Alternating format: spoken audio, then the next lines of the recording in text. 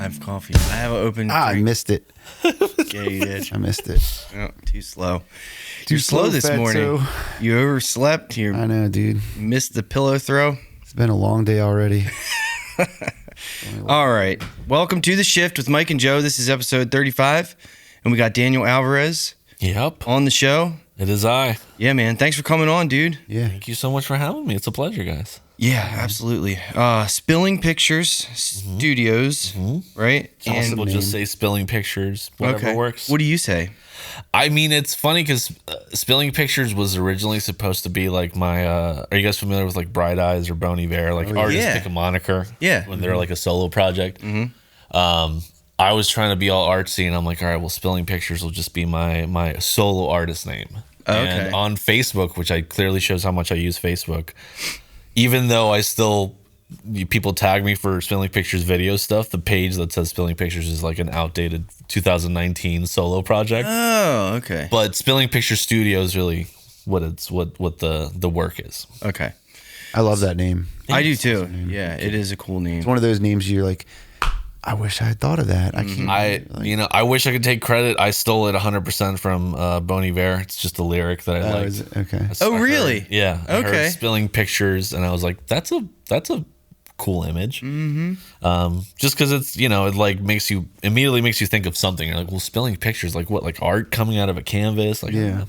Do you want to ask him for permission while we're on camera? Yeah, Justin, listen, if you have any issues with me using Spilling Pictures Studio, just let me know, and I'll Within change it. 24 hours. Yes.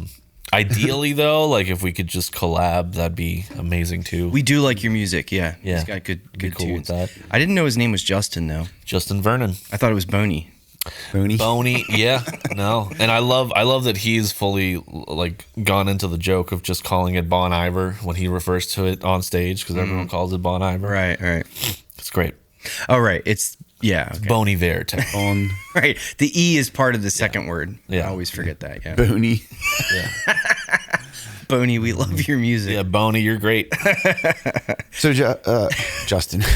So, Daniel. Joe's going to make fun of me for this question, but... What's a day in the life? Nope, not going there. I do like that question, but tell us about your childhood growing up. Were your parents Oh man, like supportive of you? What were you into? Sure. Getting deep right off the bat. well, I mean, I'm originally from Colombia, South America. I got here when I was 10. Oh, wow. In terms of being an artist, I would say, yeah. I mean, when I was in middle school, I saw someone playing a trumpet, and I was like, I kind of want to learn how to play a trumpet. Went up to my mom, was like, hey, can we rent a trumpet? And I played trumpet maybe for like one semester. Yeah. And I was like, This is hard. This is way harder mouth than hurts. I have to read music. This is way too complicated. All right. But she was like, yeah, whatever you want to do. A part of me wishes that she'd been more pushy of like piano lessons, something like that. But no, she's always been super supportive. And I mean, my brother is, he works in real estate now doing like high-end video and photo work, but he got his, he went to school in New York at the New York Film Academy to get his director degree. This is an older brother. Okay. Yep. And he's basically the reason that I do any video shit. He like taught me, he pushed me into the real estate world to try to make some money. And then as I was growing up, he was a huge cinephile. So like any movies I saw would be from him. 100% was seeing R-rated movies I should not have been seeing at a young age. How much older is he? He is, I'm going to get this wrong, which is hilarious, but he's, I think, 46 or 47. I was an oops baby for sure. I'm 33. So both of my brothers were like 3 or 4 or 5 years apart. And then I came along like, 10 years later. I got you. Yeah. So he was a good bit older. Yeah. Yeah. And my parents split up pretty, like as soon as I think my mom said like 2 months old. I was the last kid of that marriage where she was like, I don't want to deal with this anymore.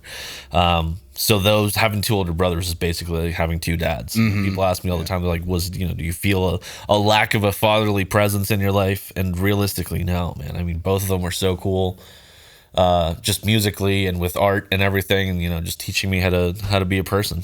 That's awesome, dude. That's cool. Yeah. Nice. Yeah, I'm very lucky to have a supportive family for sure. Cool. Yeah. We were talking about when I was telling you my mom bought me that thing, I was thinking about like, I was kind of poking fun at it, but it's like, hey, I'm pretty lucky to have a mom that's like, of course. Oh yeah. No, 100%. Dude, I mean, my mom bought at least half of the guitars that I have, she didn't need to do that, but she knew that would be the best present she could give me. Yeah. What thing are you talking about, Mike? I don't think they can see it. Parking for musicians sign. Oh, Yeah. reserved parking for musicians only. All others will be towed. Yeah. What does it say at the very bottom? I can't quite see it. I can't either. I have the sign and I don't know. Arrows pointing Shout out to my friend Brendan for giving me that sign. Brendan. So, guitar's your main instrument, is that right? Or It is, yeah. Definitely my main instrument. It's where I feel the most comfortable. I do, now that I've done more production stuff, I do bass. I just played keyboard yesterday at a show. So a little bit of everything, and I like vocals too, and writing. Drums is probably the one thing I don't think I could ever really do. Okay. It's too hard. Did you go straight from trumpet to guitar? Yeah, I mean, not like straight. I think I did trumpet probably was like 11, 12. But no, yeah, about 13, 14 is when I picked up a guitar. My friend just, he played electric guitar from his brother taught him how to play. And I came over one day to his basement and he just started, shredding on guitar. And I was like, bro, teach me that shit. Yeah. Teach me that. Can we curse? Is that okay? But he's, he just taught me 3 chords and, showed me a couple indie bands like Broken Social Scene, Feist, and Radiohead, and a bunch of other stuff. He was like, here, just learn these 3 chords and you'll be able to play stuff. Mm-hmm. And I think, literally that week probably, I came up to my mom and I was like, I need a guitar. We got to go to Guitar Center or Bill's Music House, I think is where we got the first one. And she just bought me, a classical guitar. And she was like, this is probably going to last the same as the trumpet. It's like, I'm going to give this 2 months. And no, I remember she still proudly tells people, he was upstairs and first month was just a lot of noise and it didn't quite go anywhere. And then, the next month I was like, oh, he's kind of on rhythm now. And next thing I know, he was singing and playing. And I'm like, yeah, it was definitely something that I didn't know if I was going to keep playing either, but I just, fell in love with it. Yeah. Like any musician does. It came pretty naturally. Yeah, yeah. And I mean, if you love music, you're going to want to try to make that noise too, as much as you can. And watching someone in person, especially when you're a kid, tear it up on a guitar is especially a kid your age, you're like, dude, you're 1 year younger than me and you're shredding. What? Yeah. Like, yeah, my brother taught me 4 years ago. I was like, fuck. Yeah. I had that experience. I remember, do you know Jeremy Jones? Yeah, dude, that guy. He was like Dimebag Darrell kind of. Yeah. I remember being in middle school and he would just rip it up, and I'm like, holy shit, that is cool. That is the coolest thing. He has this long ass hair and he's like, yeah. He's no shirt on, all ripped up and everything. I'm like, this is the coolest thing I've ever seen. Yeah, he was kind of a local legend. Yeah. Growing up. Yeah, he was. Oh yeah. So what's the worst job you've ever had? Oh man. Let's see. Have you ever eaten sardines straight for a week? I mean, I can think of the exact moment actually. I was working as a busser and food runner at Pusser's Caribbean Grill in Annapolis. Shout out Pussers. I think they moved to Baltimore, which is fine. Yeah, that place closed down, didn't it? Yeah, they were under it used to be the old Marriott. I think now it's the Waterfront Hotel down there. And it was like a dockside bar. So people would come and get plastered, and then they would just throw up on the pier, on the bathroom, into the water. And I remember it was probably my first week, and someone had explosive diarrhea in the bathroom. Ooh, yeah. And I was getting really, really buddy with the manager because my goal was to get out into serving as fast as possible. And my brother had been in the industry. He's like, dude, just buddy with the managers. You're gonna be good. And then he literally comes and taps me after we're having a conversation. He's like, hey man, I hate to do this, but someone just totally blew up the bathroom, and that's on you, man. I'm so sorry. And I was like, dude, what can we? I thought we were boys. Yeah, I thought can we get anyone else there? And no, man, they're running food. You're training still, so you're the one who can for sure do that and not be slow. You're gonna come hang out with me and help me, right? Nah, bro. That was probably I think that week sucked, and I had to clean puke off a pier, so didn't love it. But started climbing up the food industry. So have you worked at a lot of restaurants? Worked there. Worked at a couple cheesecake factories. worked at Buffalo Wild Wings as my first serving job. Worked there for about 6 months, and as soon as like 6 months in one day, I was like, "Here's my 2 weeks." I just needed 6 months so I could get hired at Cheesecake, and yeah, just eventually hit a wall. I think when I moved back to Annapolis, I was working at Ram's Head Tavern, and the managers were just yelling at me because I would be giving away. I'd be paying people to play to work weekends for me, so I could go play gigs. Oh yeah. And so eventually he was like, dude, just get off the schedule. Just pick up shifts if you need to. But you're making my life harder and other people's lives harder by just, trying to give away shifts. Like, I put you on the schedule because I trust you. So now I have to find someone else that can do the job that you would be doing. And I'm like, okay, I got you. Yeah.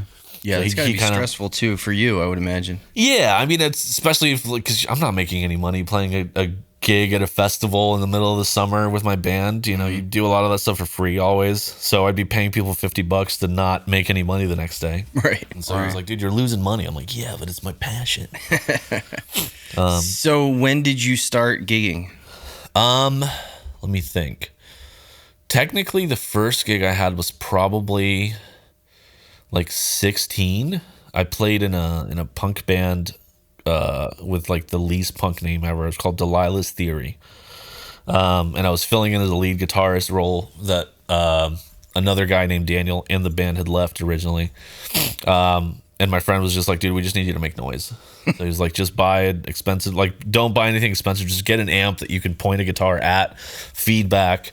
And I would like rub it, like rub the neck against the railing of it. Like I was not interested in making anything phonic at all.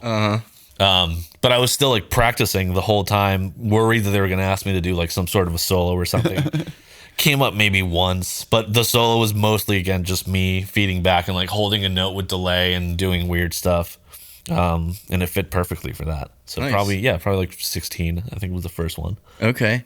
And tell me the name of your band again, because I Sure. already forgot. Leo and Cygnus. Leo and Cygnus. Leo and Two Cygnus. constellations, Leo and then Cygnus, Okay. Cygnus. Originally, we were called Daniel and the Lions. Oh. I think we actually got our first gig ever at Ram's Head Live, which was insane. We played a show there because the guy who booked us, Rob Bryant, who's a sweetheart of a dude. He handled One Coast Productions back when they were still around. He booked a band the year before called Daniel Ampersand the Lion. Dude thought it was us, so he reached out to us. It was like, hey man, we loved you guys last year. We'd love to have you on again. You were like, thanks, dude. We had a great time. Like we're having a discussion in the band room, and like all of us are like, do we know this? I don't think he's got the right person. And like I'm in the back going like, just say yes. Don't just do it. Just say yes. Yeah. We'll deal with it later. And yeah, we got booked, and it was the first show we'd ever played ever. So we somehow managed to sell more tickets than Joey Harcum, which is insane. Wow. So this guy's thinking we just got a new cash crop band. These guys are going to kill it over the next year and a half. We're going to take them on tour. But it's because, on your first gig, you get your mom, all your mom's friends, every coworker. I think we sold like 130 tickets. That's awesome, man. How'd the show go? It was great. It was the first time we'd really played on like a big stage. We played a couple open mics leading up to it. But yeah, I mean, I was just lucky that all these kids that are in the band with me, which, we're not kids anymore. But back when we met, we were at AACC, just getting ready to transfer out to different schools. But we were all in the music program, so they were already relatively good musicians. Okay. Just got lucky. Nice, man. That's really all it was. And were you guys playing originals? Mm-hmm. That's awesome. Pretty much all originals. I think I had maybe 6 or 7 songs at that point. Our guitar player, Alex Barnett, had, I think, 3 or 4. And then our keyboard player, Nicole, had, 2 or 3. I think maybe 4. I can't remember.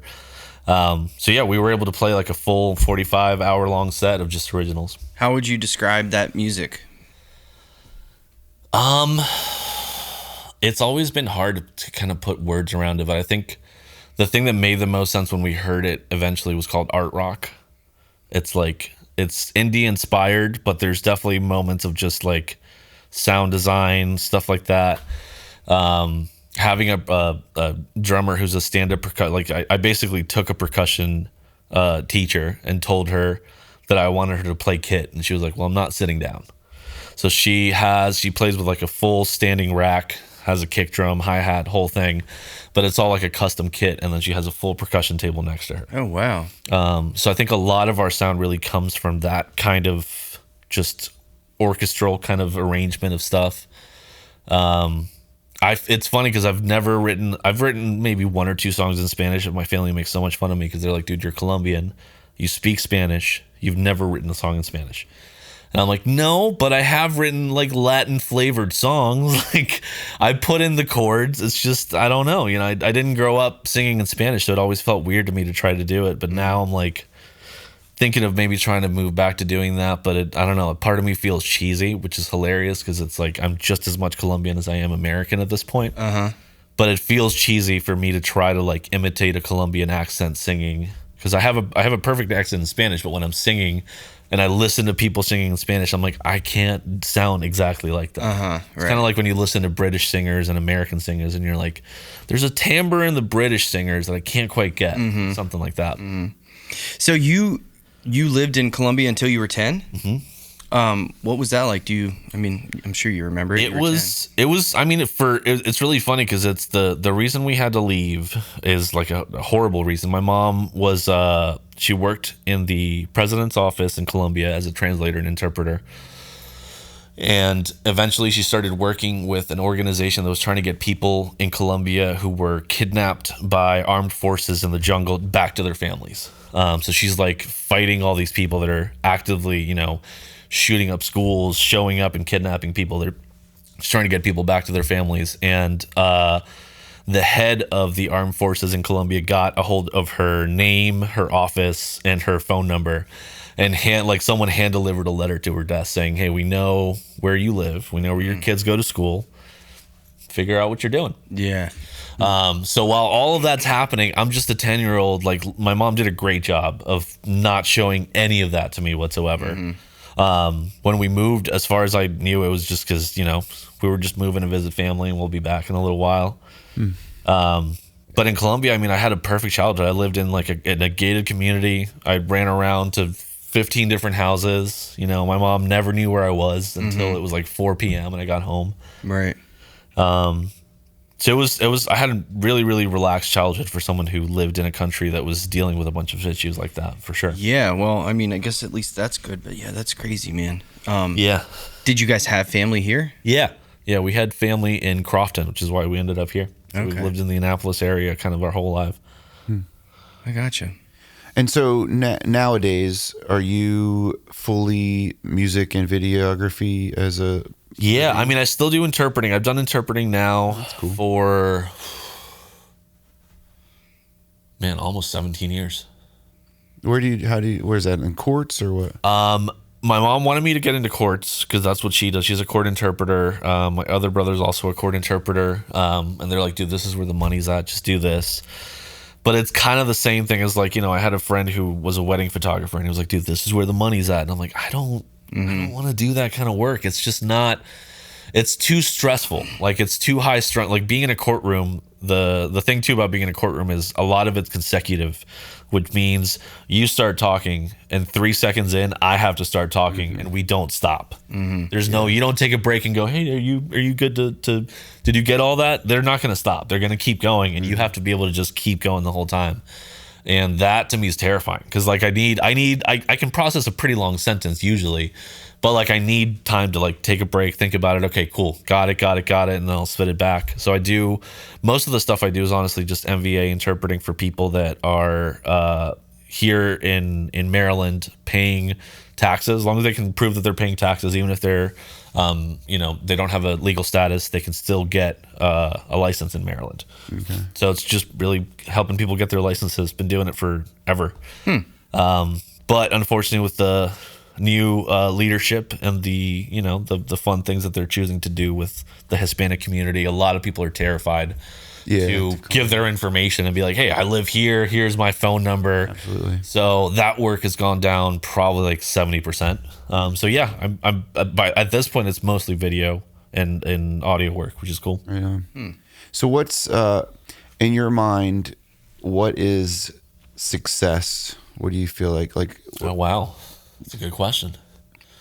I don't know, man. Success for you, you know what I mean? It's funny because I think when I was focused so much on music when I was younger, success was something that I feel like I could never actually feel.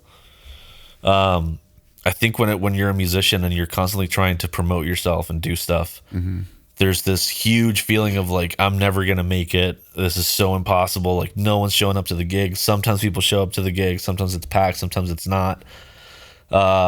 Nowadays with video and audio work, it makes me really, really happy that I can have that feeling of pride and like accomplishment, because it's detached enough from me personally that I can still find myself, even when I'm shooting, I'm like, how does this look this good? Like, how am I able to get something this sharp, or like those colors are incredible, but I think I'm able to separate myself enough from being like, well, this is like, yes, I'm helping facilitate this moment being captured, but I'm not creating the moment. Yeah. I think some of the happiest moments I've had probably are, I'm sitting in my studio, finished mixing the audio for a live video, and I'm just watching it. After it's been printed and exported, I just hit play for the first time and I just sit back and I'm like, okay, if I was just watching this on YouTube, how do I feel?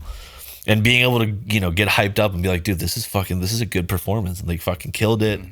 And like everything's nice and sharp. I didn't fuck anything up on my end. It's probably my favorite part of the job is being able to have that pride afterwards, and obviously giving it to the client, and they're blown away, and they're like, I don't even know. I love when people tell me that they didn't even know they looked like that on camera. I'm like, yeah, dude, that's you. But I feel like we all feel that way. I mean, even you guys, I'm sure, when you're looking at editing this, you're like, this camera's way too close, but also it does look kind of nice. But it's like that weird sensation of like high resolution on yourself feels weird, but when you see it on other people, you're like, that's amazing. Yeah, that is a weird thing. I get that a lot, where people are like, ooh, my fiance Jen, like, she hates it, and she wants the wide angle stuff, like sure, where she's this big in the whole frame, and I'm like, that's the close stuff is what looks great, and she's like, no, I don't want that. Yeah, but I can understand why some people feel that way. Of course.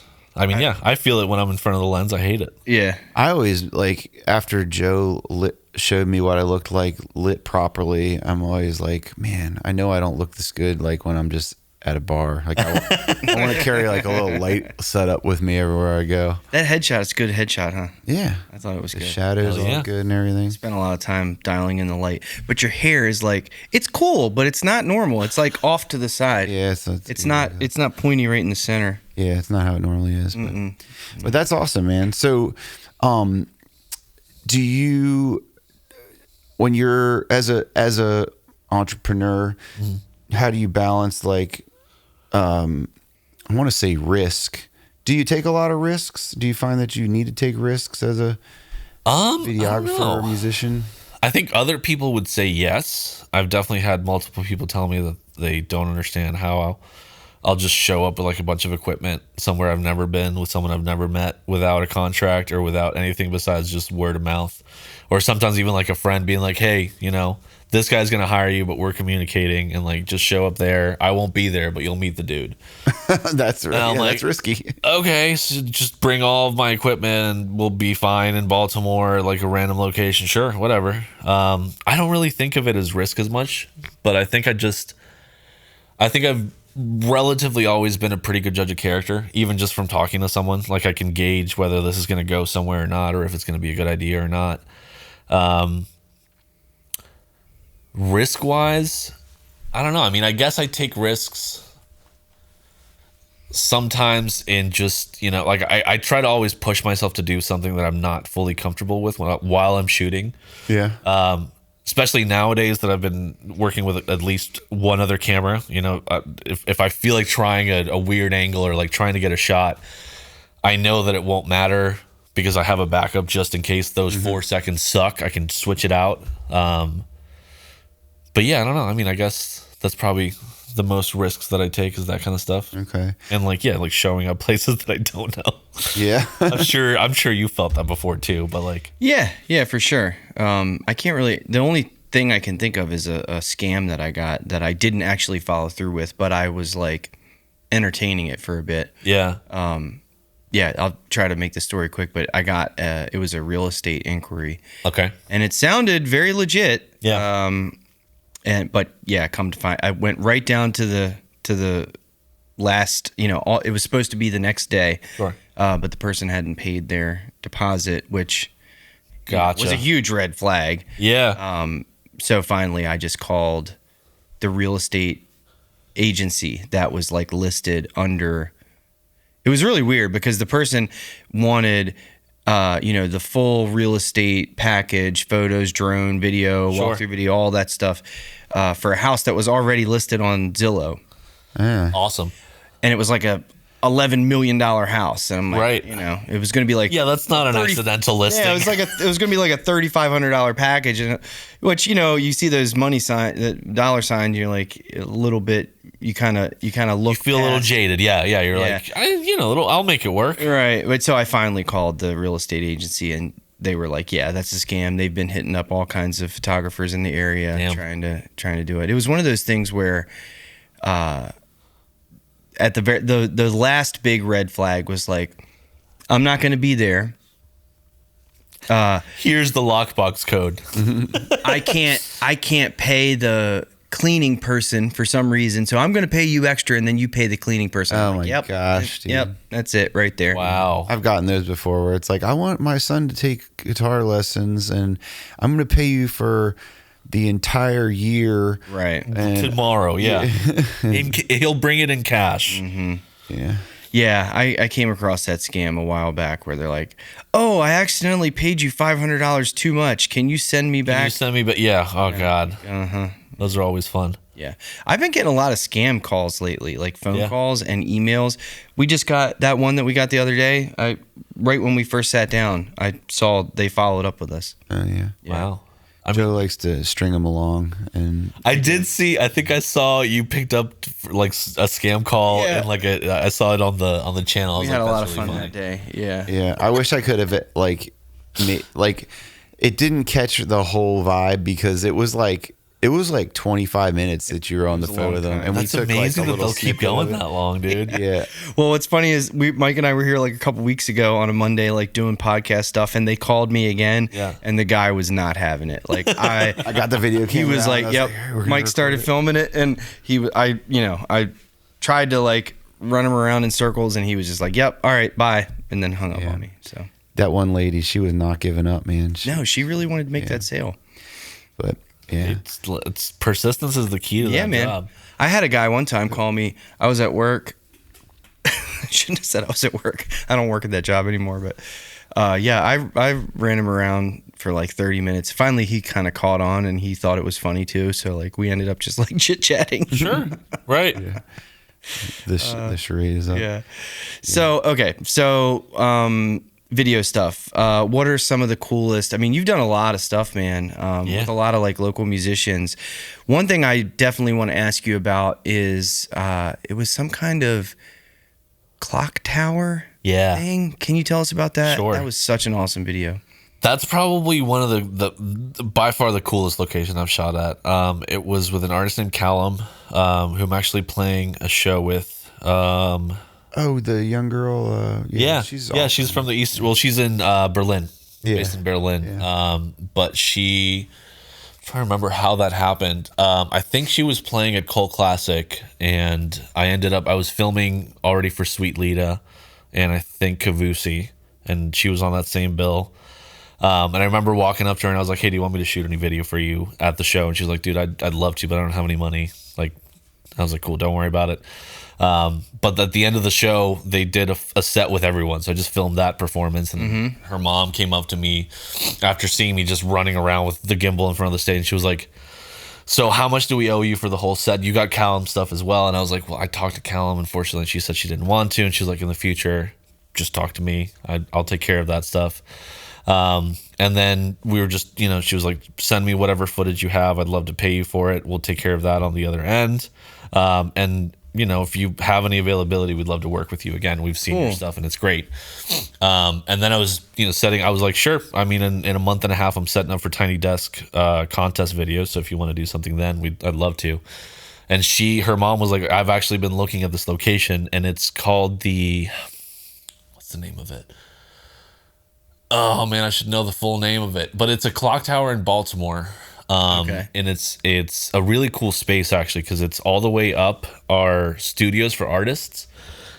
So if you're going up physically, you can literally, like during the summer, the artists told us that they usually keep their studios open and they'll have stuff for sale. So you can just walk up and like basically get a bunch of different stuff as you're going up, or like a look at different art. And then at the very, very peak of it is that clock tower, which is super noisy because obviously it's a clock tower. So I brought like 4 different kinds of microphones just in case. I was like, let's get a dynamic, maybe we'll get a condenser. Plugged in one condenser, I was like, this is not going to work at all. Like, we'll just do a DI from the guitar and I'll get just a dynamic microphone on you. But just from the moment I turned the camera on, like just in whatever setting I had, I literally just filmed it really quickly and showed it to her and her mom. And they were both like, are we filming a Batman movie? Like, this is insane. It looks so crazy. Definitely, that was probably one of the coolest locations. So you recorded the audio live there too? Wow. I watched you did like 3, I think? Yeah. 3 songs? Or she did 3. You Yeah. videos. They sounded really good too, man. They did, yeah. I was surprised. Like as soon as I figured out that a condenser just wouldn't work, I was like, okay, well, let me use just an SM57. It's like the distance that you get of pickup is like up to here, right? So even once I crank compression, you could hear a little bit of it. At a certain point, it was funny because once I did finished the audio, I was like, I feel like we need more clock sound. Right. Like, it feels too sterile. Yeah. So I ended up mixing in like 30 decibels of just the camera audio, just to have it feel like you're actually in the clock tower. That's funny that you mentioned that. I did a video for Gage Rhodes on my dad's boat. Yeah. And he said the same thing when I sent it to him. He was like, dude, hear the water. He was like, it sounds like we recorded it in a studio. Yeah. He's like, he was like, I hate to say this, but can we like unpolish it a little bit? Yeah, you know what I mean? I was like, yeah, sure, man. So I totally knew what he said. Of course. But when you're sitting there mixing it, you're like, I want to make this sound as good as it possibly can. Yeah. And then you sync it to the video and you're like, maybe it sounds too good. It feels sterile. Yeah, definitely feel that a lot, especially with live video. And like, if you're outside, if you can't hear birds or like, something, you're like, it's a mystery. Where am I? Like, is this a real audio? It feels like it's not. Like you get that imposter thing. It's funny how that works too, because then we did another one this past year on a farm outside of Chestertown, and there were freaking cicadas like all around us. Sure. And when we were recording it, we were both like cussing the cicadas, and then, I didn't do any kind of voice isolation or anything. I just left it in there, and people commented, "Can you put ambient sound in all your videos moving forward?" Like, they loved it. People that were watching it, because it really added to that ambiance. I mean, that's the thing, if you're a full screen headphone kind of person, you want to get lost. Yeah, you want to get lost. Yeah. So have you seen those, Mike, the clock tower videos? I have not. Dude, it is really, really cool. Yeah. Super awesome location. Yeah. And I think the guy said it's like $75 an hour or something like that. Oh, okay. Super affordable. Nice. So like, you just do that, you bring all your own stuff. Like I've thought about I think I'm doing a music video with Shelby Morgan, and one of the concepts that we're using for it, she wants to use that space. It should be fun. Photo shoot up there would be pretty awesome. I mean, that's the thing. She like Dawn's when she went up there, she's like, would you mind doing some photos? I'm like, yeah, dude, of course. Like, right, we're here. Why wouldn't I? Yeah. Let's just stay here and just do a whole bunch of stuff, Yeah. I mean, it also, exactly. I was like, we're on your dime, Dawn, so I don't mind staying as long as you want. Did they find that spot? Yeah. Okay. Yeah. I don't remember how Callum's mom found it. Maybe Callum got her on it too. I'm not sure. But they had the location in mind from the beginning. What time of day was it when you guys were shooting? That was probably, it was definitely like high daytime. Like it was maybe 12, 1, 2-ish. Okay. Yeah. Yeah, because I'm trying to picture it in my mind, but like the lighting looked great too. It was insane. Was it all natural light? Yeah, I mean it's the reason it looks so nice is because you had the clock tower face, and it was translucent glass. Yeah. So it was like a perfect softbox for light. Yeah. Because anything that hit it just diffused super evenly. Yeah. So yeah, I mean, I thought about, like, I even brought lights with me, and we got up to the place where we had to like go up these tiny little ladders to get to the final spot. And I was like, I don't think I'm going to need the lights.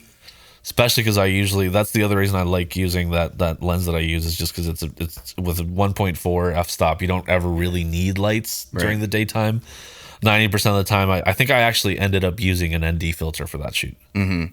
Yeah, I would imagine you probably did. Yeah, even with the diffused lighting in there. 100%. Yeah, man, it's so cool. It's like huge, gears and Yeah. Wow. I have a bunch of B-roll from that too that I didn't get to use for that video that I want to use for something. It was just like nice close-ups of just the gears moving and stuff. And there was like an old telephone up there. Yeah, well, that was a prop. Like the desk and the phone that they brought up. As soon as we set it up, I was like, how did you know that this would look like this? It was like even like the colors matched to the phone. It was like a green phone. I think. It was black with like a bronzish kind of metal to it. I think it probably ended up looking a little bit greener once I did some of the color grading on it. Yeah. I have terrible memory with that kind of stuff too, but I remember that it fit. It looked like it was meant to be there. For sure. Yeah, I mean that was I think that was the one.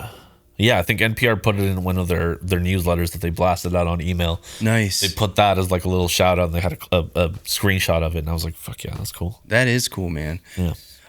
So you do a lot of music videos. What are some other? I'm sure that's probably one of your favorite ones. What are some other of your favorite videos that you've done for musicians? I think one of my favorite projects was probably one of the first music videos, like proper videos that I shot with an artist named Laura Brino. She had this concept of these dancers that she knew. I don't remember what school they were going to, but they were super talented kids that were dancing, and she wanted to put them in these like fully black, like basically like a blue man suit. Or a green man suit, but like fully black, and they were supposed to be like the grief of like something carrying you, and she orchestrated this whole idea, and it was the first time that I actually got to like call my brother and be like, all right, dude, we have a budget, let's get a nice camera. And we rented a 4D, like the DJI 4D that has like the built-in the Ronin thing. Yeah. Your buddy was talking about that camera. That camera is so much fun to work with. I was terrified of it, just because I didn't know how to use it. And it was funny because my brother handed it to me, and he saw how careful I was being with it. He's like, "Do you want me to do the camera work for most of the shots here?" I'm like, "Yeah, dude. Let me do like 3 close-ups," because it was also just heavy. So at a certain point, I'm just like moving clunkily with it. He just looked at me and he laughed. What did it cost to rent that, real quick? It wasn't that much, dude. Honestly, I think it was $600 or $700. Yeah. And we usually rent from DC Camera. Shout out DC Camera. They're based in like right outside of DC, and the best thing about them is if you book it on a Friday, you don't have to return it till Monday, and you only pay for Friday. Okay, that's cool. So anytime I have to rent stuff, I'll get it from them and just use it for the whole weekend. I didn't end up shooting anything else with that, unfortunately. But you could have. I could have, and I really wanted to. I remember even hitting people up. I was like, dude, I'll do it for free. Right? Like, I have this thing in a case just at home. Like, please let me use it. That was a really fun shoot because we had to like black out a room. We like put up lights. If it was probably like my first experience being like, wow, like this is really when it's not just like a run and gun, like you're live, or like, we'll just set up 2 microphones and it's a live performance. I love doing that. Like, that's the bulk of my work. But having, being like, are we filming this scene in slow motion? Are we filming this thing? What f-stop do we need for this so it matches to that? And actually thinking about all those like little production details is so much fun. It is, yeah, it is. I was watching that sounds really cool. I was watching a YouTube video the other day. I'm sure you probably watch all that camera YouTube stuff. Dunna Did It. You know that guy? No, I don't. I think I've heard. I feel like I've seen him in my like recommended, but I haven't watched his stuff yet. He's got some cool stuff. Most of it's like gear review stuff, and there's some tutorials too. Sure. But his last video was a different style, and he was on some movie set, an indie film, but it was still like, you know, low budget, but still like $200,000 budget, you know, something like that. And it was he got hired to do the BTS for that shoot, or you know what I mean. And it was like one of the coolest things that was in that video. There was a car scene, basically just like a straight on car scene, you know, through the windshield, and to see what was involved in just that simple straight through the window, the windshield car scene. They had a truck, and the back of the truck had, you know, a big like box where like the director and some other people were sitting, and then the car that was driving was on a trailer behind the car, and then all kinds of flags and diffusers and stuff all set up, you know, on C-stands around the car. It was wild just to see that. And that was like part of the thing that he was talking about in the video, how amazing it is to see that kind of stuff. What goes into it. But yeah, I mean, you talking about like being able to take your time and think about these finer details. Yeah, we're shooting one video. We've got 7 hours. How can we make this as cool as possible? Yeah, for sure, man. Sometimes I get a little like, I definitely love having that freedom to do that.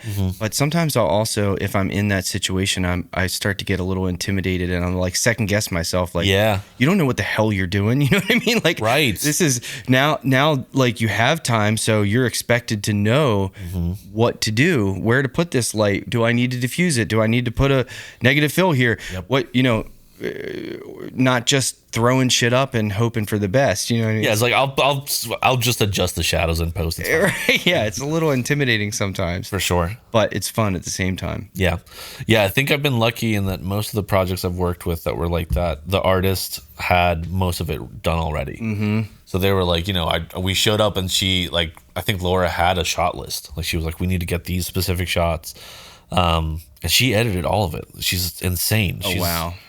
And I remember reaching out to her because we shot it, and I was like, do you like what format do you want this on? Do you want it shot in like MP4? Do you want it raw? Do you want it in log? Do you want it in something else? And I just assumed that she had, you know, like DaVinci or Final Cut or something. She edited, I think, the whole thing. I'm pretty sure she did it in CapCut. Wow. On a computer that was like lagging so hard with these files, and somehow she managed to just like, she just looked at the audio, and it took me back to like the when I started shooting video. I actually started using a Canon 5D Mark III that I would basically jailbreak like you would do with iPhones. I've heard about that. Yeah. There's Magic Lantern is a thing that you can put into old Canon DSLRs, and I think a couple of their mirrorless too. And it lets you open up the full capacity of the camera, so it shoots in 5.7K anamorphic raw video, which is insane because a camera that could do that would cost like no less than, you know, $2,000 or more. And I just was able to use this camera it's like a $600 outdated camera. Yeah. But the preview on it when you're filming is literally like every couple seconds you see just a little bit of motion.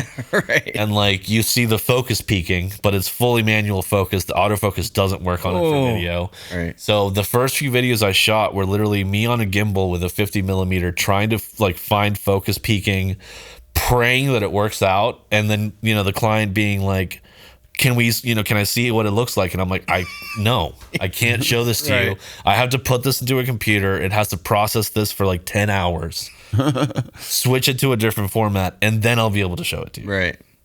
And I love that. I hated the workflow, but a part of me misses it just because of the mystery of like, did I get it? Yeah. It makes me feel like I'm shooting film, for example. Yeah. Like these days it's you've got so many more tools. It's so fast, man. And like, you know, you have a little monitor, and as soon as you're done, even if you're shooting in log, it has the 709 profile, and you can just be like, yeah, this is loosely what it's going to look like. And people are like, wow. So yeah, that was probably the most fun I had for that. Yeah, that sounds like a pretty fun project. What was it called again? Where can we find that? That would be Drugstore Purchase. That's the name of the song by Laura Brino. And yeah, she did, like I said, she did all the edits for it, which is crazy. Is it on YouTube? Cool. Be able to find that on YouTube for sure. Yeah. That was a fun one. I'd like to check that out. Mike, I think you started to say something.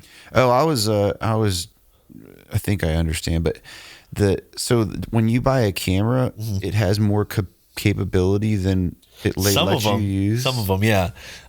With those Canon ones specifically, like the reason that it wouldn't let you do that kind of stuff when it was released is because immediately it starts overheating, and it'll shut off anywhere from 3 minutes in to 40 minutes in. Like there's no way to predict how long the camera will work for. So Canon would never market a product to their consumers. There's no headroom in it. No. Okay. So they'll give you, that camera has, I think the max it can do is 1080 HD. And like, that's all that you can do in the menu of it. Okay. But some wacko, awesome people were like, I feel like the sensor on this could do way more than this. I feel like. And they just put a fucking SD card with a program in it, and it just literally like it's Canon immediately. Like if you try to give it back to Canon, they'll tell you no. It's the same as if you jailbreak an iPhone. You take that to the Apple Store, and they're like, dude, you put third party shit in this. We can't fix this. Right. And there was always a chance. Like my brother would always tell me, he's like, dude, your camera might stop working altogether. And I was like, that's a risk I'm willing to take. It's Right. $600 for the camera, dude. I'll get another one if I need to. But you're talking about an older camera too, right? Yes. Yeah. And that's why. Like that's really why. It's like not, it's not meant to be shot that way. But sometimes I still miss that just because there was no color grading involved. It like whatever it shot it in was just gorgeous to begin with. And just I don't know, I feel like I felt really artsy shooting an anamorphic for the first videos I ever shot. I'm like, yeah, it's 5.7K anamorphic raw, so you'll have the black cinematic bars. So you would put an anamorphic lens on that. That's just how so with Blackmagic, there were ways to do different video settings. There was like a 2K that used the full frame, but to get the full 5.7K, which was the highest possible resolution that you could get on it, had to squeeze the lens. I don't remember exactly the workaround behind it, but to get the full maximum pixels that it could get, and it was just an anamorphic setting.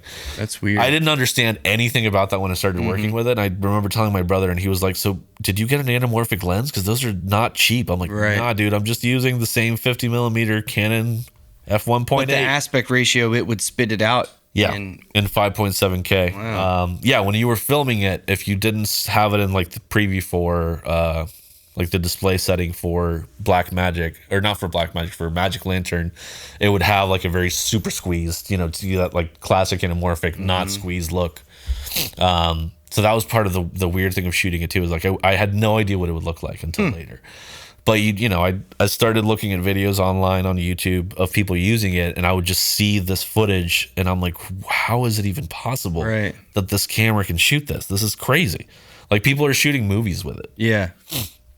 That's wild. Yeah, I came across something along those lines on YouTube one time, and I don't think I saw the footage, but they were talking about what you're talking about. Yeah. Putting that third-party program and jailbreaking that Canon camera.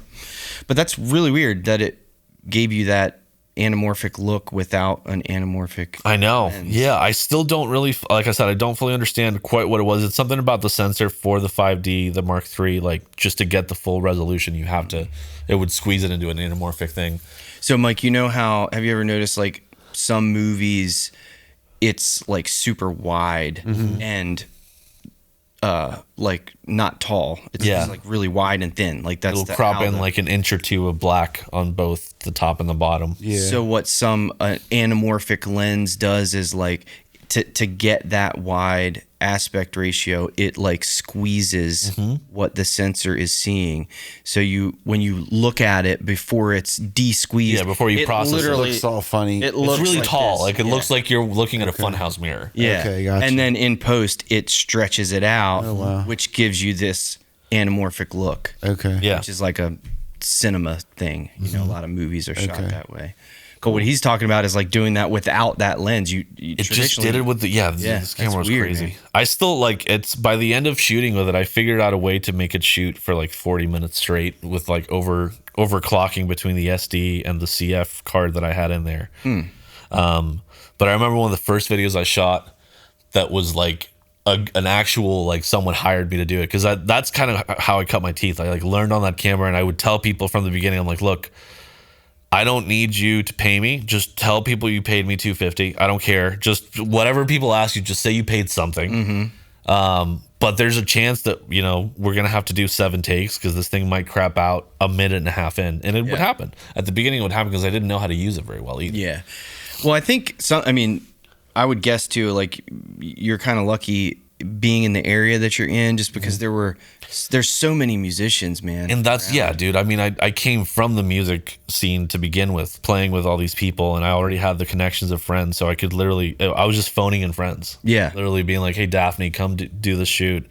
Gage, come do the shoot. Like anyone I could get in front of the camera. Yeah. I'd be like, dude, I'll shoot whatever you want. We'll do 3 covers, an original, whatever you want to do. But I'm just trying to test both this camera and like the room I was in. And a lot of people just fell in love with the videos I was doing just because of the way that everything was so close up, kind of like what we're looking at now. Even to the point where it would just make me laugh. I'm like, dude, it's not a choice. I have one lens and I'm shooting in a room of like half the size. Right. Like the person's there, I'm here. I'm going to show this much of them. I can't do anything else. So the room that you, a lot of the videos that I've seen that you've done are in that one room, and it's a pretty small room, I'm guessing. Yeah. So the very first ones of you, like if you go to my YouTube channel, you'll see this like black walls with plants and guitars in the back. That was my studio in DC that unfortunately burned down in 2024. Wow. Which sucked, but thankfully we're good now. But the other place I'm working in now is where I'm living at, which is my cousin Teresa's place. Okay. Which is amazing. She's just been super nice in letting me use the space, and she's spent her whole life decorating all of it with this crazy artwork and posters that are from, as far back as like, early 90s first print stuff. We were laughing the other day because she sent me a TikTok of like an auction going on for something in a TikTok video, and one of the posters she had was in there, and it was like one of the ones that was selling for, I don't know, like $2,000, and she's like, I don't know how the fuck this even happens. And I'm like, just surprised that she's got all this stuff. But she's like, yeah, I mean, if you were there in the moment, that poster cost $10 and you just take care of it. Right. Right. Yeah. It's a awesome space, and works perfect for the kind of stuff that you're doing. Yeah. No, I lucked out completely because that was the biggest thing that I was, sad about from a work perspective, is like I had put so much work into this room. I fine-tuned like the lights to be exactly what I wanted. And then I didn't have anything, and I moved back to my mom's place, and I'm like, I can't shoot videos in my mom's place. But like, thankfully the rig is fully portable and I could shoot anywhere else. But when I finally moved into Teresa's place, it was just, I was so grateful because it already looked like my dream studio. Yeah. You've seen that? So, the space we're talking about, Miggs shot a video there recently. Okay. The one where Bobby's playing cajon, and it's like they're kind of sitting on a couch, right? Yeah, I think we had like 3, I think I had 2 armchairs like centered around them, and then they were behind that on 3 chairs. Yeah. So was this your house that burned down, or? Yeah, in DC, the house that I was living at burned down like the peak of the summer of 2024. It was like the hottest fucking day. And there was a fire that started, an electrical fire that started in the back deck and just went up the house. Ooh, so you lost everything. Almost everything. I mean, realistically, we should have lost a lot more. They were able to, since it was an external fire, it only took like the top corner of like the actual things that burned were really like the roof and like my studio space and my keyboard player's bedroom. But the rest of the stuff, obviously, with water damage and all that stuff, like all that stuff got trashed. Smoke damage and everything. I was super lucky that one of those firemen or whoever went in first went into that studio that was burning and must have been a musician, because like they just started grabbing guitars off the wall. There were at least like 7 guitars all around the wall. There's like a baby crying in the corner. They're literally like passing guitars out the door, and I'm like I'm not even, I'm so completely out of my head while all this is happening. But looking back now, I'm like, I'm so grateful that they saved a lot of that stuff. And all my camera equipment, thankfully, a good amount of it was in my car. My pedal board was in my car. My amp was in my car. So like the stuff I work with all survived, which is amazing. That's awesome. And I mean, yeah, I thought it would take me forever to try to get back to work, but the Annapolis community is absolutely insanely nice and caring. There's a foundation in Annapolis. It's called AMFM that I'm sure you guys are familiar with. Yeah. But they in this kind of situation is really where they just save people's lives. Like they helped me so much. And then I also put up a GoFundMe, and I had people from all parts of my life like sending money, which was insane. At the end of it, I think I had like $11,000. I was like, okay, I think I can recoup everything that I lost and still have, you know, a little bit of time to figure out what I'm doing and get back on my feet. But it was just that was one of the most humbling moments of my life, just to have to ask for help and realize, you know, you spend your whole life doing little things that you don't think of as favors, or, you know, just what you do. You help people out. Yeah, And that's then when amazing. Shit hits the fan, people help you out. So I was going to ask about if insurance covered it, but it sounds like you didn't even. insurance. So here's the shitty part about the house. It was unfortunately a house that was also being used as a grow house. So there was some issues with that to begin with. But the real issue was that my partner who we were living with there too stopped paying renter's insurance, and I didn't know that she did that. So our half of the shit didn't get covered at all. Wow. Obviously their stuff, homeowners insurance covered a good amount of it, and like they're fine, thankfully. But yeah, I was hoping that they would cover some of the stuff in the homeowners insurance for that, but since they didn't have a way of showing renter's insurance, their insurance was like, not our problem. Sorry. Man. God.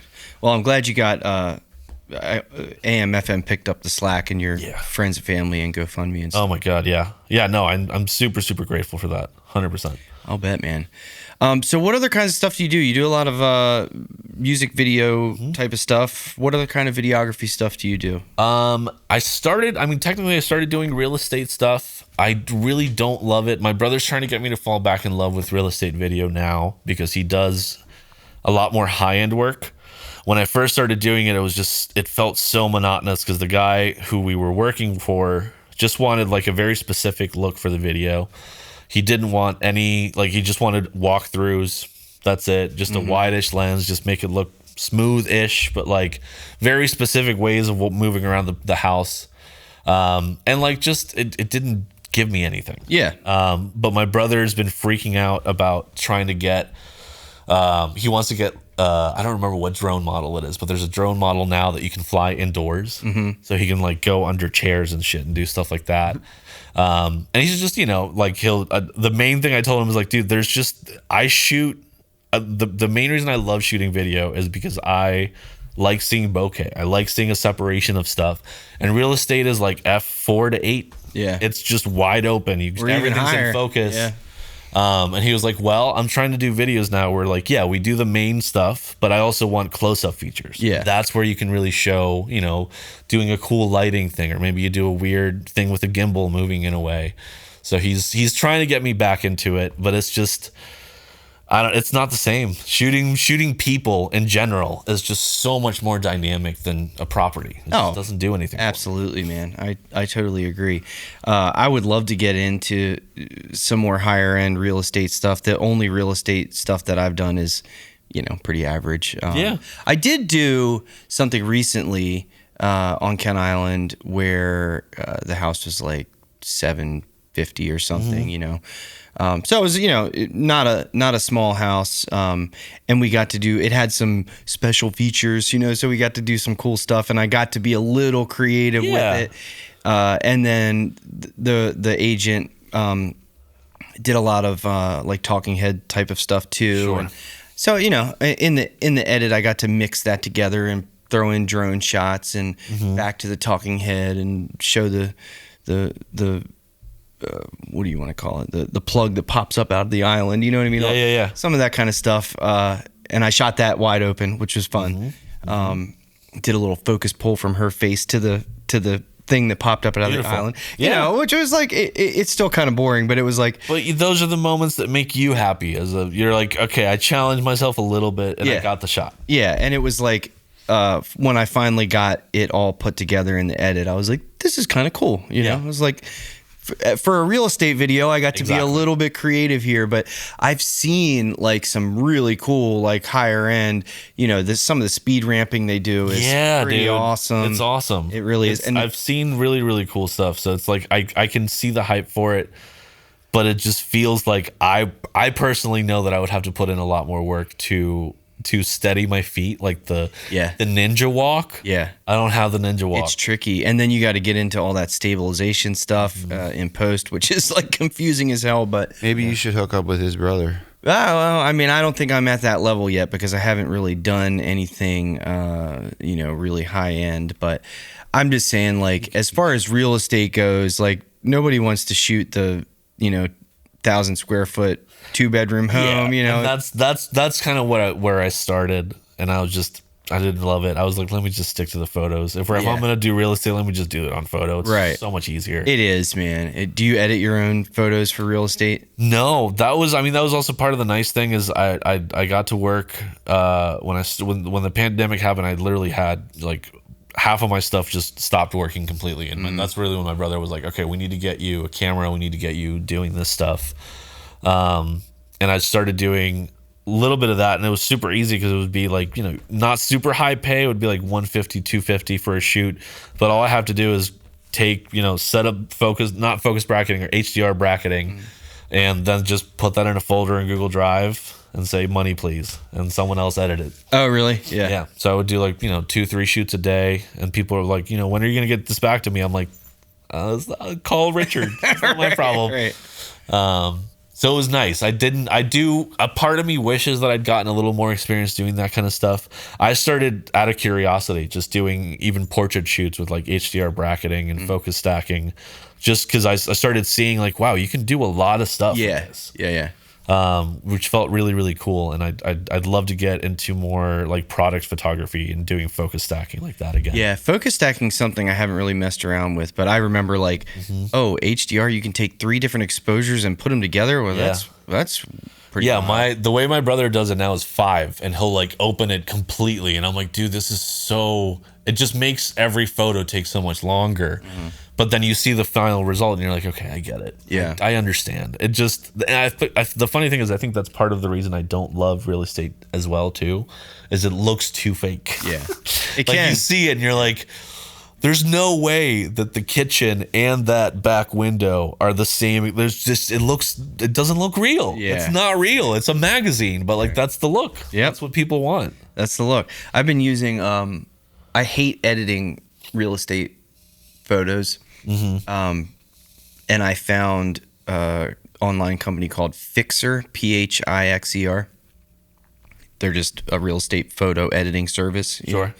And I did realize, like, you know, okay, this is not bad. I just go there. It takes me like an hour and a half, you know, if it's a big house, and take your bracketed shots of the whole thing and send them to Fixer, pay them $50, and, you know, allot that into my rate, and they give them back, and they look pretty awesome. You usually have to go through them and fix a couple little things. Sure. You know? But getting the brunt work done. Yeah, and I was like, well, that's pretty easy. So it's definitely not glamorous or like fun, but it's not a bad little money making thing, you know. No, man. And at the end of the day, it beats. I still get to text my friends who are working other jobs. Yeah.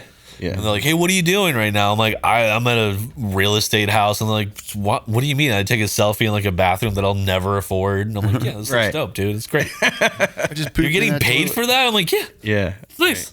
Well, I mean, the average person, you know, they don't know how to do that kind of stuff or what's involved. But dude, I just saw another, I saw it on YouTube, a new service like that where it's all AI driven, of course. Sure. I mean, my brother's for sure been like, dude, don't worry about the video for this one. I'm just going to make an AI video out of your photos. And right. I was like, what? Yeah. So the guy was telling a story. He had a friend who wanted to get in. He was an agent and wanted to get into real estate photography, I guess, so he didn't have to pay a photographer to come do it. So he buys a camera. He's like, "Hey, what kind of camera do I buy?" And he tells him. And he said he was waiting for his friend to like say, "Okay, I bought this camera. Like, how do I use it? What do I do?" Yeah. So he went and took photos without talking to his friend who was the photographer. He did take bracketed photos, but he underexposed like everything. So sent him all these. He's like, "Okay, here's the photos I took," and they're all basically black. Oh no! Yeah, right. So he puts them into this. I can't remember the name of it.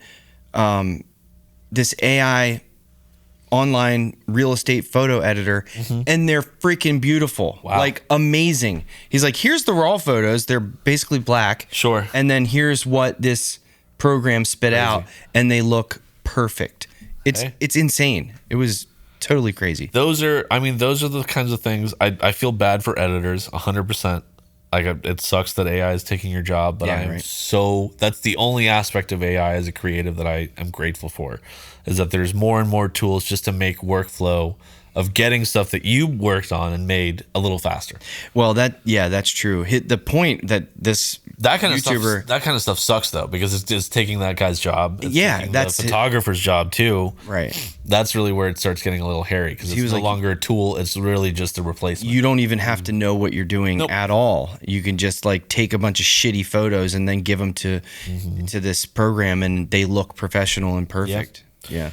And I feel like a lot of that stuff, it's probably taking the photo and then generating something from the photo anyway. It's not even editing the photo. It's taking the information and then being, well, let me fix this. Yeah. I'll just generate a better version of it. Yeah, it probably took the one that was exposed the closest to accurate and then just recreated it. The outlets have 4 holes, but no big deal. Right.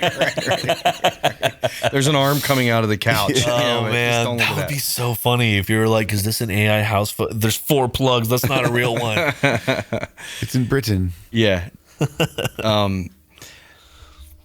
What do you got, Mike? So, do you? I think you kind of touched on this, but do you use what do you use of AI and in not just in work but in your everyday life? I mean, the only AI stuff I use is DaVinci at this point. DaVinci has so much stuff that's driven with AI.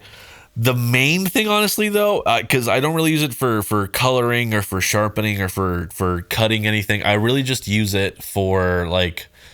What was I doing yesterday? Like anytime I'm making reels, it's beautiful to have a button that just says auto reframe. You put it in, like your tall 9:16 format. So I'll shoot a video in wide, and I used to make my own reels where I would go in and like manually adjust. Okay, so they're moving a little bit to the left, so I have to pause the video, put in a frame, and then move the camera, like move the frame a little bit to the left. And it would take so long to track a person and from a wide to a tall video. Now I literally just take the same video, I switch the formatting to 9:16, and I'll just hit a button that says AI reframe. And you can even pick the subject you want if you want a specific person, or you can just let it find what's the sharpest in the video and it'll stick to that. That's cool. That, and to like generate subtitles and captions, that's also super helpful because I don't want to do that myself.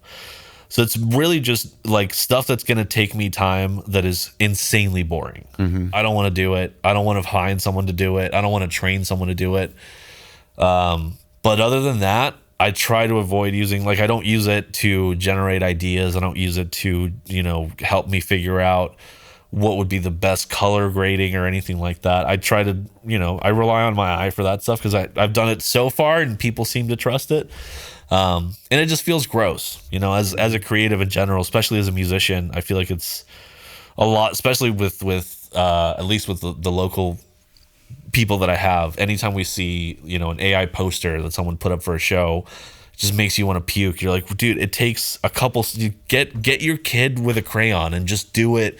Say 7:30, draw a fake lion with like cool little things and just put it up. I feel like that will get more traction from human beings than like a spit up AI crappy poster. I feel like we're getting to a point where if you value art, you start seeing AI stuff and you immediately are like, I don't even care if it's cool.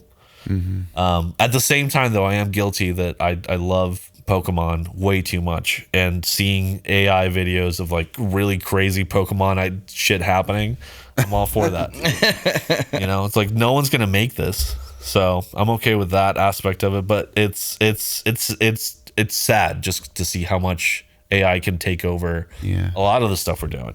Like especially that kind of the example you said of just giving a completely terrible photo to an editor, and the editor is able to give you back a photo that you would hire a professional for, right, any amount of money. It takes away those years of experience, which is really the only reason that we have jobs. Yeah. It's what you're saying. It's like if people can get the equipment, not know how to use it, and just have AI show you and teach you, I'm out of a job. You don't need me anymore. Mm-hmm. But a part of me hopes that it's still, that I still have like a specific touch or a specific look or something that like people will still be like, well, I could get an AI version for free, but I really like what you do. So that's all I can hope for, is that people will still value the work that we do as humans. I think that it will eventually level out to be that way. I hope so. Yeah, I mean, I tend to be optimistic about most things, but like with the AI posters, for a gig, as you were talking about that, I was thinking like, when those first kind of came around, it was kind of scroll stopping, like, whoa, what is that? Like that's awesome. Yeah, I had that opinion, but now I do agree that it's just like, oh, okay, there's another generic AI looking. Yeah, AI slop, I think is the term. Yeah, right. That is a term that is definitely a thing. And now, in my opinion, that it's getting that way where people are, okay, I don't want to look at that. That's a generic AI thing. I'd rather see something that is more genuine and obviously done by a person. Yeah. Especially I feel like artists, like if an artist who works on any aspect of art sees AI stuff, you're like not interested in seeing it. I don't know if the common person cares. I don't actually know. That would be a great question to ask. Just the general populace of like, when you see AI content versus something someone put a lot of work into, does your brain do anything differently? I don't know. I hope so. Yeah, I hope so too. I mean, there's such a wide range of people and opinions, that I don't know. I would hope that most people, I think that anyone that has like some degree of appreciation for any kind of art is probably has that opinion, at least somewhat. They appreciate something that is done by a person more so than, because AI stuff is pretty recognizable. Yeah. For the most part. It's getting fuzzier, though. Yeah, that's true. It's crazy. Yeah. Yeah, who would have thought that, like, in 2026, like, live musicians, stand-up comics, there's, like, the only jobs that aren't being replaced. It's like... In the arts, yeah, man, that's the thing. And, like, even with video stuff, I get worried, too, because I'm like, if you can just ask AI to generate a video, you put your face up and you say, make a video of me and my band playing at a sold-out festival. I'm sure you'll get, if it's for a promo reel for 15 seconds, who's going to say that it doesn't look great? Yeah. Yeah, I don't know. Joey Malinsky, do you know him? No.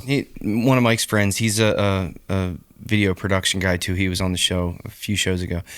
He was talking about using a lot of AI video generating tools, using it quite often.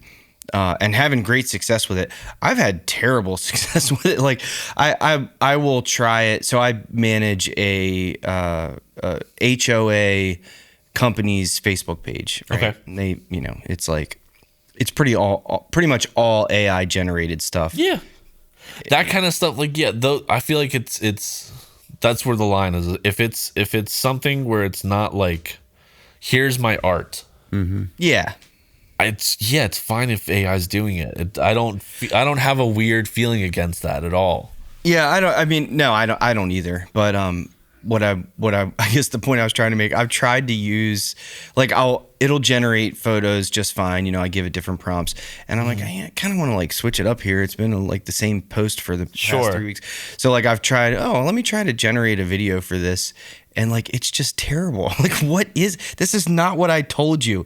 And I have a subscription to Artlist, and there's like 10 different models in there, and I've tried different ones, and like, every single time it's just like, this is I feel like not. there has to be an art to getting like well made content, and I feel like it's the only experience I've had. I used like Grok to make a funny video or a funny picture of me and like two of my bandmates, just to send them like, this is me, me and my bassist making out. It's just two dudes fully making out. Just makes us laugh. Right.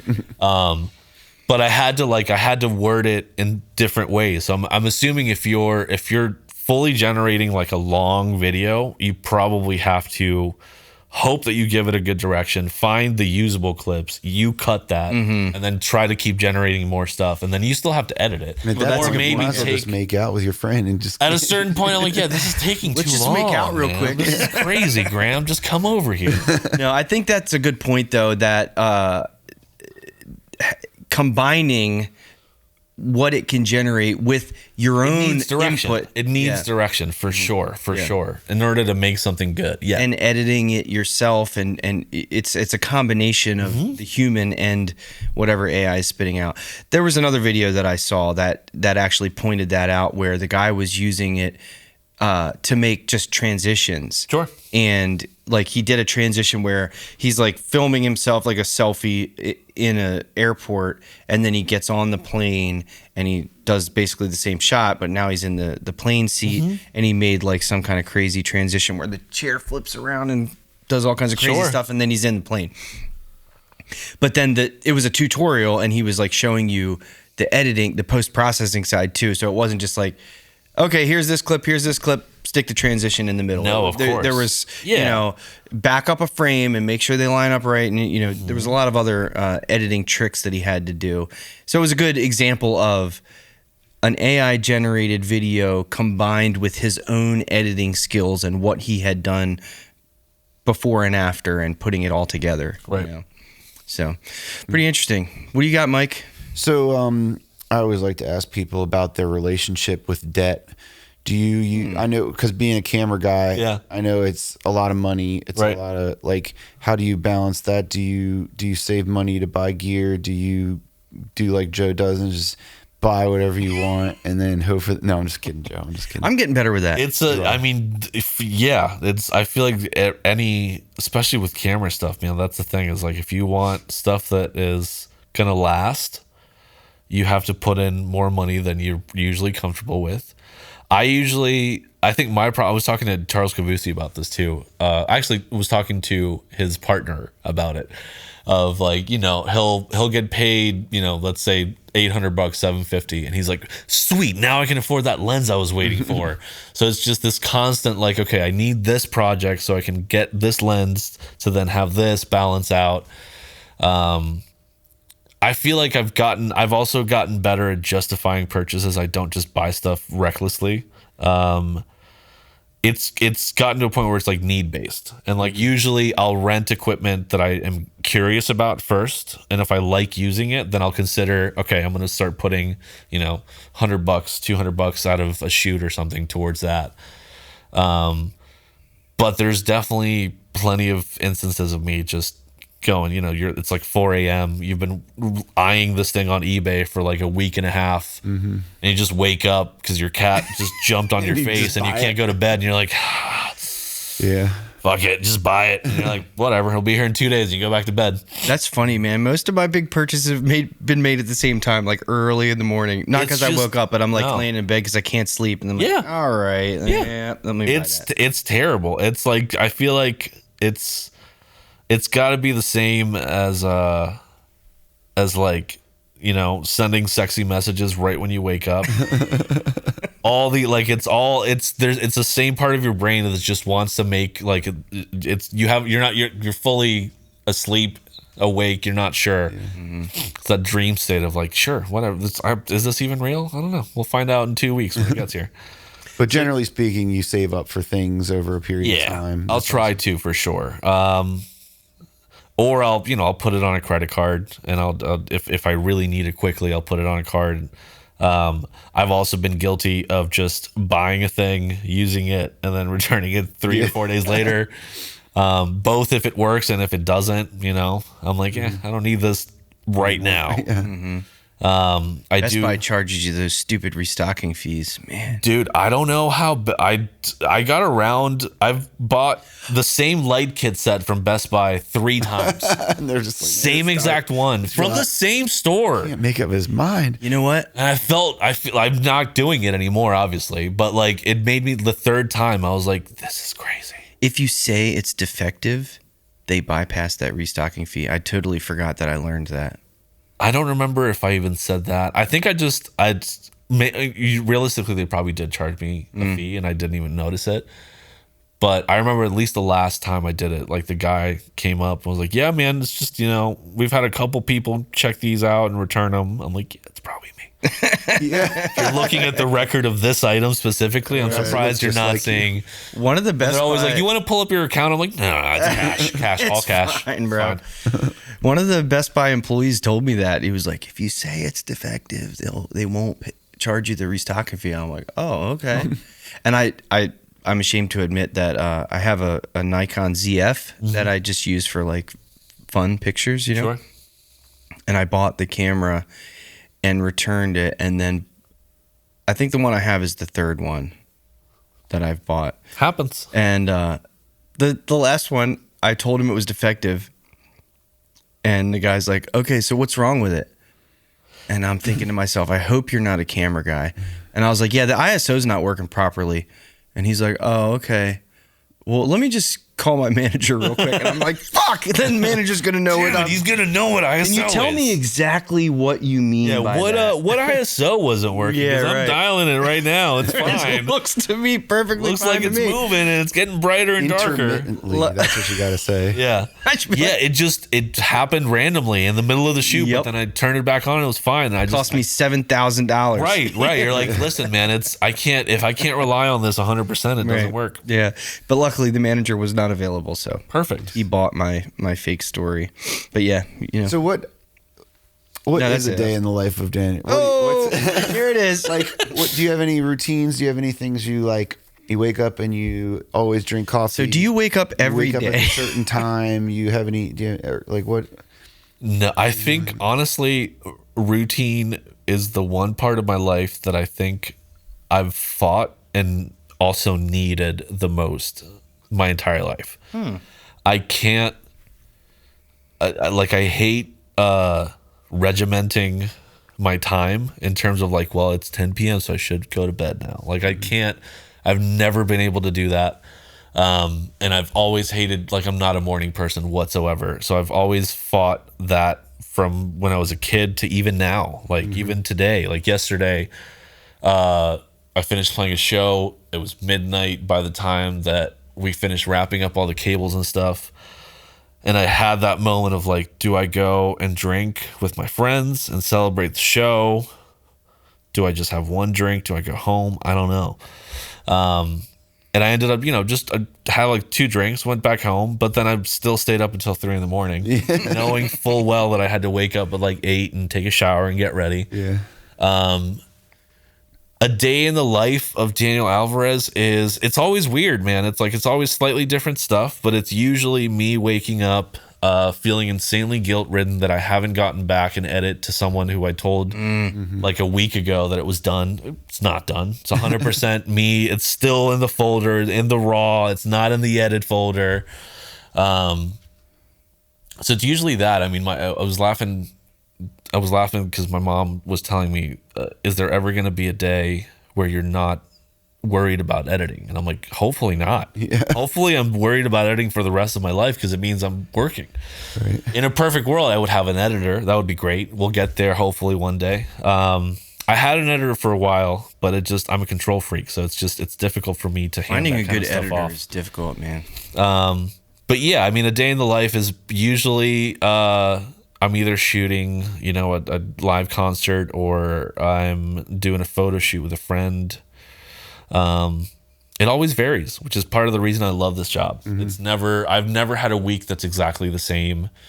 There's a little bit of routine here and there. Like I do stuff, every second Thursday I run sound and co-host an open mic in Annapolis, which is really fun. It's like a writer's round for original music only. Is that 49 West? Mm-hmm. Yeah. Cool. It's called the Roundup, which is really special because it's the only open mic that I have heard of, at least here, where we don't allow covers. You can't show up and play Wonderwall. I don't want to hear you play, Dreams by Fleetwood Mac. There's plenty of other people doing it. Go to the bar right next door. You'll find it. It's just a space for people to come in and share poetry. I'm even getting to a point now where I want to invite people to bring in video stuff. I'll pull a projector up. I would love to have people, they're like, hey, I'm working on this, short video for 3 minutes, the same length as a song, same length as a poem. Why not show it? But it's just, I think it's important to nurture that when there's so many spaces of open mics being just kind of this passive thing of there's a full bar of people who are not paying attention to you. They're watching the game. They're loud. And I feel like as a creative, you kind of miss that feeling of camaraderie with people. So that's a special thing I do routinely. Other than that, it's just photo, video, audio, something. One of those three things is happening that day. Okay. And editing pretty much every second I can. Cool. Do you have any hobbies? I've turned all my hobbies into jobs. Yeah. That's part of the problem too. Is I love the stuff I do, so it makes it easier, but it also makes it easier to get burnt out. For sure. I'm sure we've had the same issue where you're 2 weeks into shooting straight or a week into shooting straight, and you're people are asking you if you're okay. You're not responding to text messages anymore. And it's just because you're either locked in having fun, or you're not sleeping. You're not doing stuff because I'm up until 4 a.m. editing. I've had multiple clients wake up 2 hours after I've sent them a link at 4, and they're like, wow, you're up early. I'm like, nope. Just working through. I went to bed probably around the same time that you were getting up. Yeah. But I kind of like that. So I'm definitely a night owl. I think I work, especially for editing. I love when it's just super quiet. There's no one blowing up my phone. There's nothing on Instagram worth scrolling for right now. So you get kind of locked in and you lose track of time. But I'm pretty sure my sleep schedule is completely fucked. I'm sure I could get better rest. I'm sure I could be doing a lot more for my health specifically, which would be better for me. But it's part of the day in the life. It's just a random. We'll see what we're getting into that day. Right on. Cool, man. So if you could go back, here's my generic question that I like to ask. If you could go back to younger Daniel when you were just starting out in your video career, sure, what would you tell yourself? What's something that you've learned through experience that you wish you had learned earlier?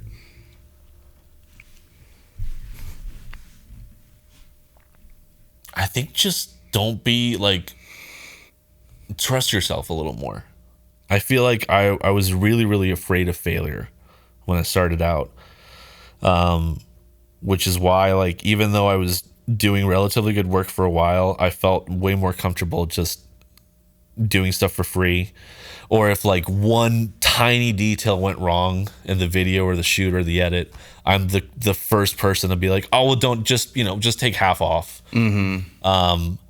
Just because it's that imposter syndrome creeps in of I'm not good enough to be able to charge for this, or I'm not worth the amount of money that I'm charging, or anything, or just valuing yourself in general. It feels weird because it's well, you're busting your ass being a musician. What right do I have charging you for this art?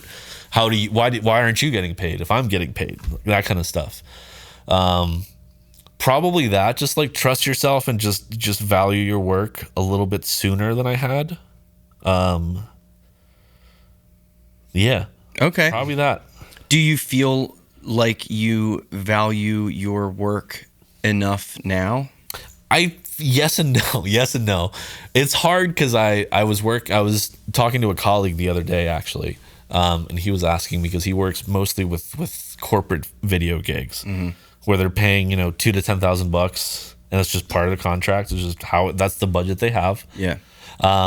But he's trying to get back to what he used to do when he was younger, which is what I'm doing of working with artists, and he loves the music scene in Baltimore. And he just hit me up and he was like, how, I know it's an awkward question. We don't know each other super well, but can you help me figure out how much to charge people? Cause I just don't know what people are budgeting for anymore. I remember him, reaching out and I would tell them the first few things I did, and like the fact that I mix, master, edit, film, I do all of it, and I charge just like a set small price. It sucks. I wish I could charge more, but realistically, I've found that every time I'm working with at least a really new independent artist, like they're working 3 part-time jobs they trying don't to have make the stuff money. work. Yeah. Or, you know, they have a family and this is just, you know, a hobby they're trying to get a little more serious about. It's hard. It's hard to do that kind of stuff. So I think I've gotten a lot better at setting what I feel like is how much I should charge, and then just being completely okay with like, let's do a payment plan. Like if $800 feels insane for you to pay right now for this project, but it's important for you to have it, pay me $50 a month, dude. We'll figure it out. Like I'm not stressed about getting the money. I'm more interested in getting the work done and building a relationship with those clients or those colleagues and trying to keep the work going. But it's hard. I mean, I wish I could charge more, but also I feel like it's the difference between having one job with that person for the whole year or having 3 jobs Yeah. spread out through the months. But I think so. I think I'm definitely getting better, at least at valuing, like not feeling like I don't deserve what I'm charging or what I'm asking for. It's hard. It's definitely hard. It is. I mean, I've definitely found over the few years I've been doing it that pricing is one of the most difficult things. Yeah, Setting and a your lot of rates. people will fight you on it. And they'll be like, well, that's insane. This guy charged me this. And you're like, well, I'm not that person. We're different workflows. You know, I have one camera. That dude has 7. You know, like, don't be upset that this guy's charging you more. Just know what you're looking for. You know, if you're looking for this kind of a job, then you know that this workflow is going to require this. But it's the artist imposter syndrome. It comes in any field, in music and video and in design. It's hard. How about raising your rates? Like, was that a difficult thing to do? Yes, definitely. And I think the hardest thing is not giving everybody the homie price forever. Yeah. It's like, you know, because like you've got someone who I have friends who were the first videos I ever shot. And trying now to be like, hey, I know that like we've been doing this for years and like you literally saw me suck at this and now I'm pretty good and like I have a consistent workflow. Are you comfortable doing this? And it's that line of like, we're friends, but also this is work, and it's difficult to bridge that. But I think it's been like most people, I've been grateful to meet more clients who are way more inclined to be like, you're underselling yourself. Let me actually pay you more. And me going, you don't have to do that. Like, this is what my budget is. I know the work you do. We've done the work in the past. Just say thank you. Yeah, right. It's hard sometimes to just say thank you. I appreciate it. Instead of being like, well, let me give you like 70 more reels and like I'll do, we'll just come to the studio and we'll do a free song next week. It's like, no, dude, it's fine. Yeah. Your service is this. This is what they hired you for. It's fine. Yeah, it's great when you get clients like that, man. You know, people who appreciate your work. Yeah. It's so important. Yeah. So I would think important. artists, I mean, like, I know when I like am dealing with another artist, I'm like if I was going to have someone come and play on a song or something, it's like, I want to pay you. Yeah. Like, I mean, I don't, but you know what I mean? You deserve it. You deserve like, it. And it's, I would want to get paid if I was taking Exactly. time out of my day to like Exactly. come play on your song or whatever. Like, yeah. So I would think most artists kind of get it, But at the same time, like you said, a lot of people who are, I found this, like a lot of artists who are looking for, they're scrolling through Facebook or Instagram and they see a good quality video and they're like, man, I need that. I need that. A lot of them don't have a huge budget. No, I would say most of them don't. Yeah. And you like, even if you lowball yourself, they're still like, I don't know if I can do that. I'm Right. like, payment plan, dude. Just give me $50 I don't know, just something. That's the worst too, though, when they're asking you, so how much would you charge for that? And you're like thinking, okay, I'm not going to charge them the full price. And then you tell them like half. And they're Yes, like, they're still. oh my it's God, still, I don't have that. And you're like, Yes. literally, if you only knew. Dude, my rate is usually I have a couple friends like that, and sometimes I feel. I mean, I don't think I've ever felt like I was getting taken advantage of, but sometimes I do feel this need to like justify it. Of like, dude, I'll like, I'm hooking you up for 60, but usually this is like $300, Right. like, you know.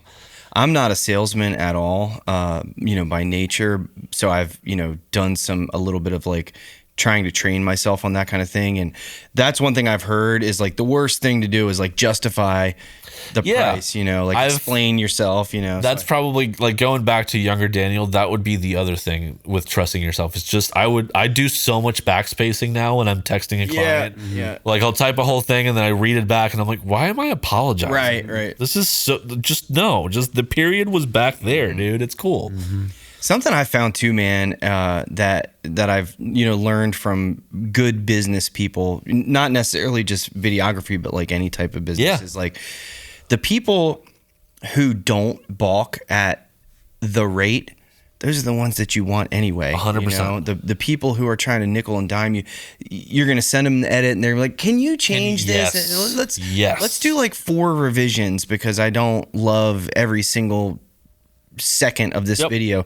And you're already like, dude, I'm not even clocking the hours of the edit anymore. Right. Yep.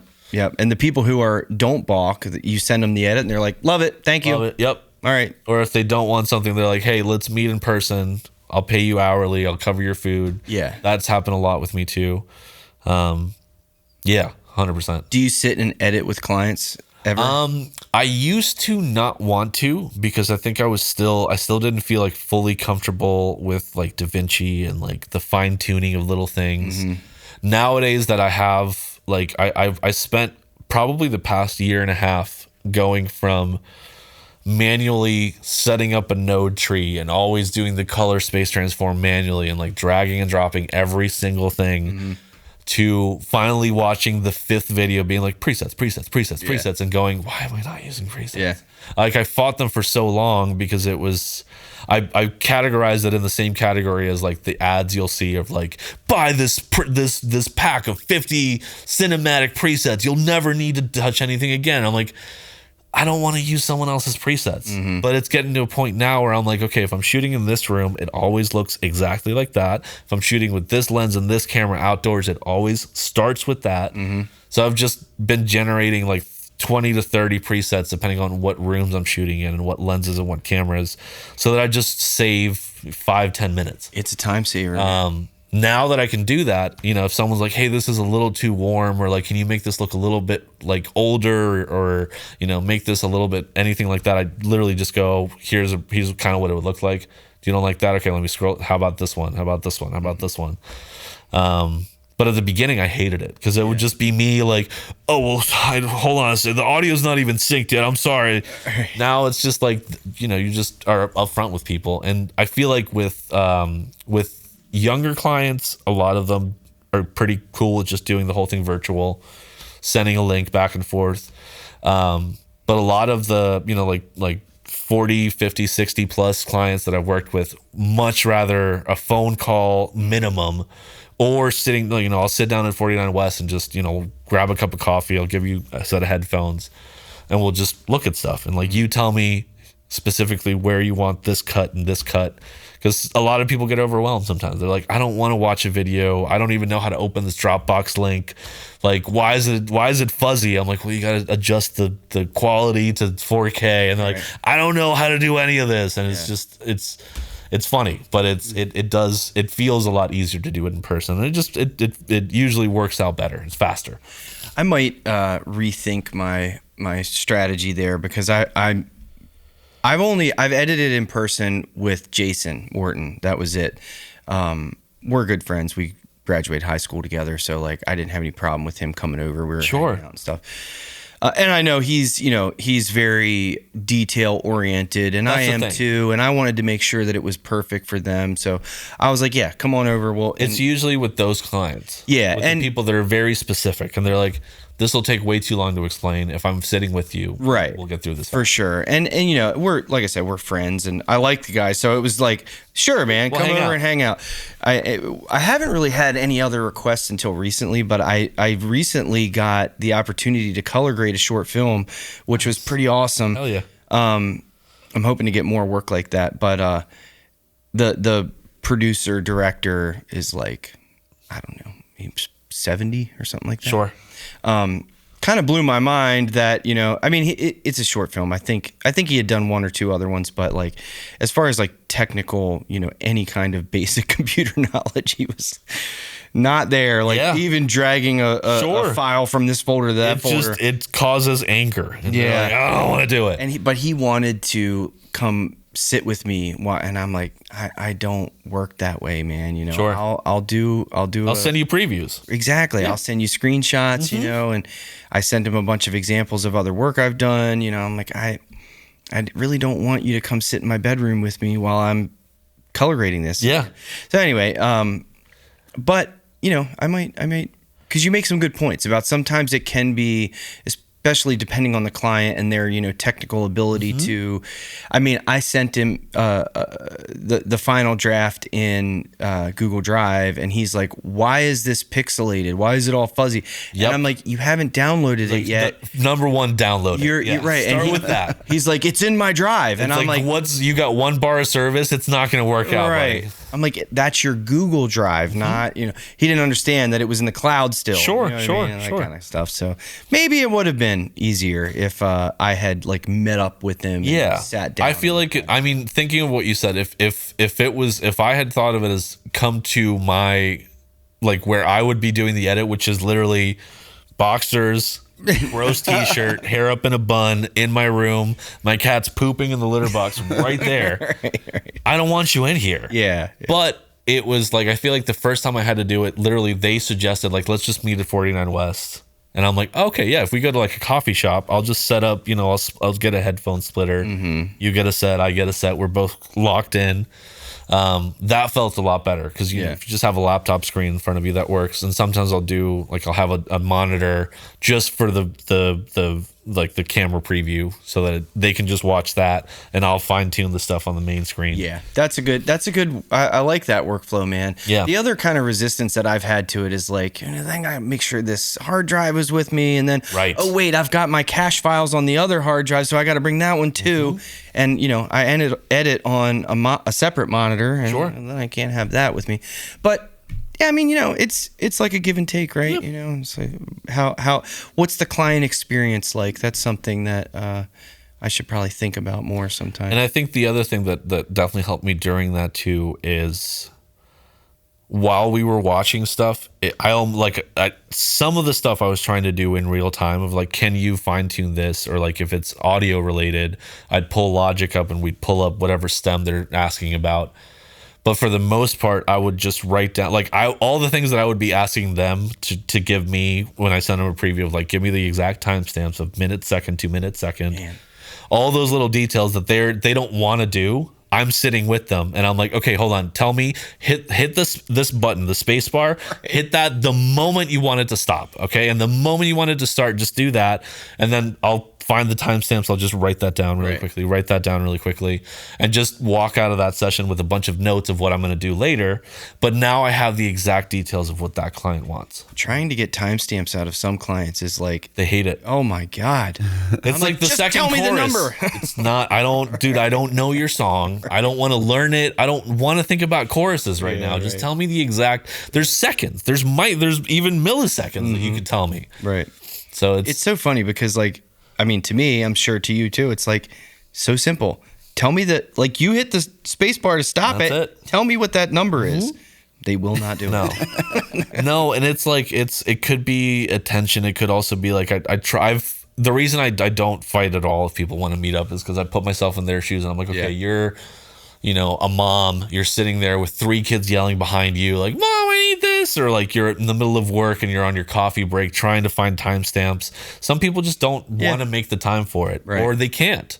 So it's easier for them to be like, okay, well, if I'm like, it's also like if you're being charged or if they're offering to pay you, it helps a lot that they'll take that time way more seriously. Because they're like, okay, well, I hired him for an hour to sit down and edit, so I got to pay him $50. So minimum, I have to make sure that I'm not answering the phone. I'm not like talking to people.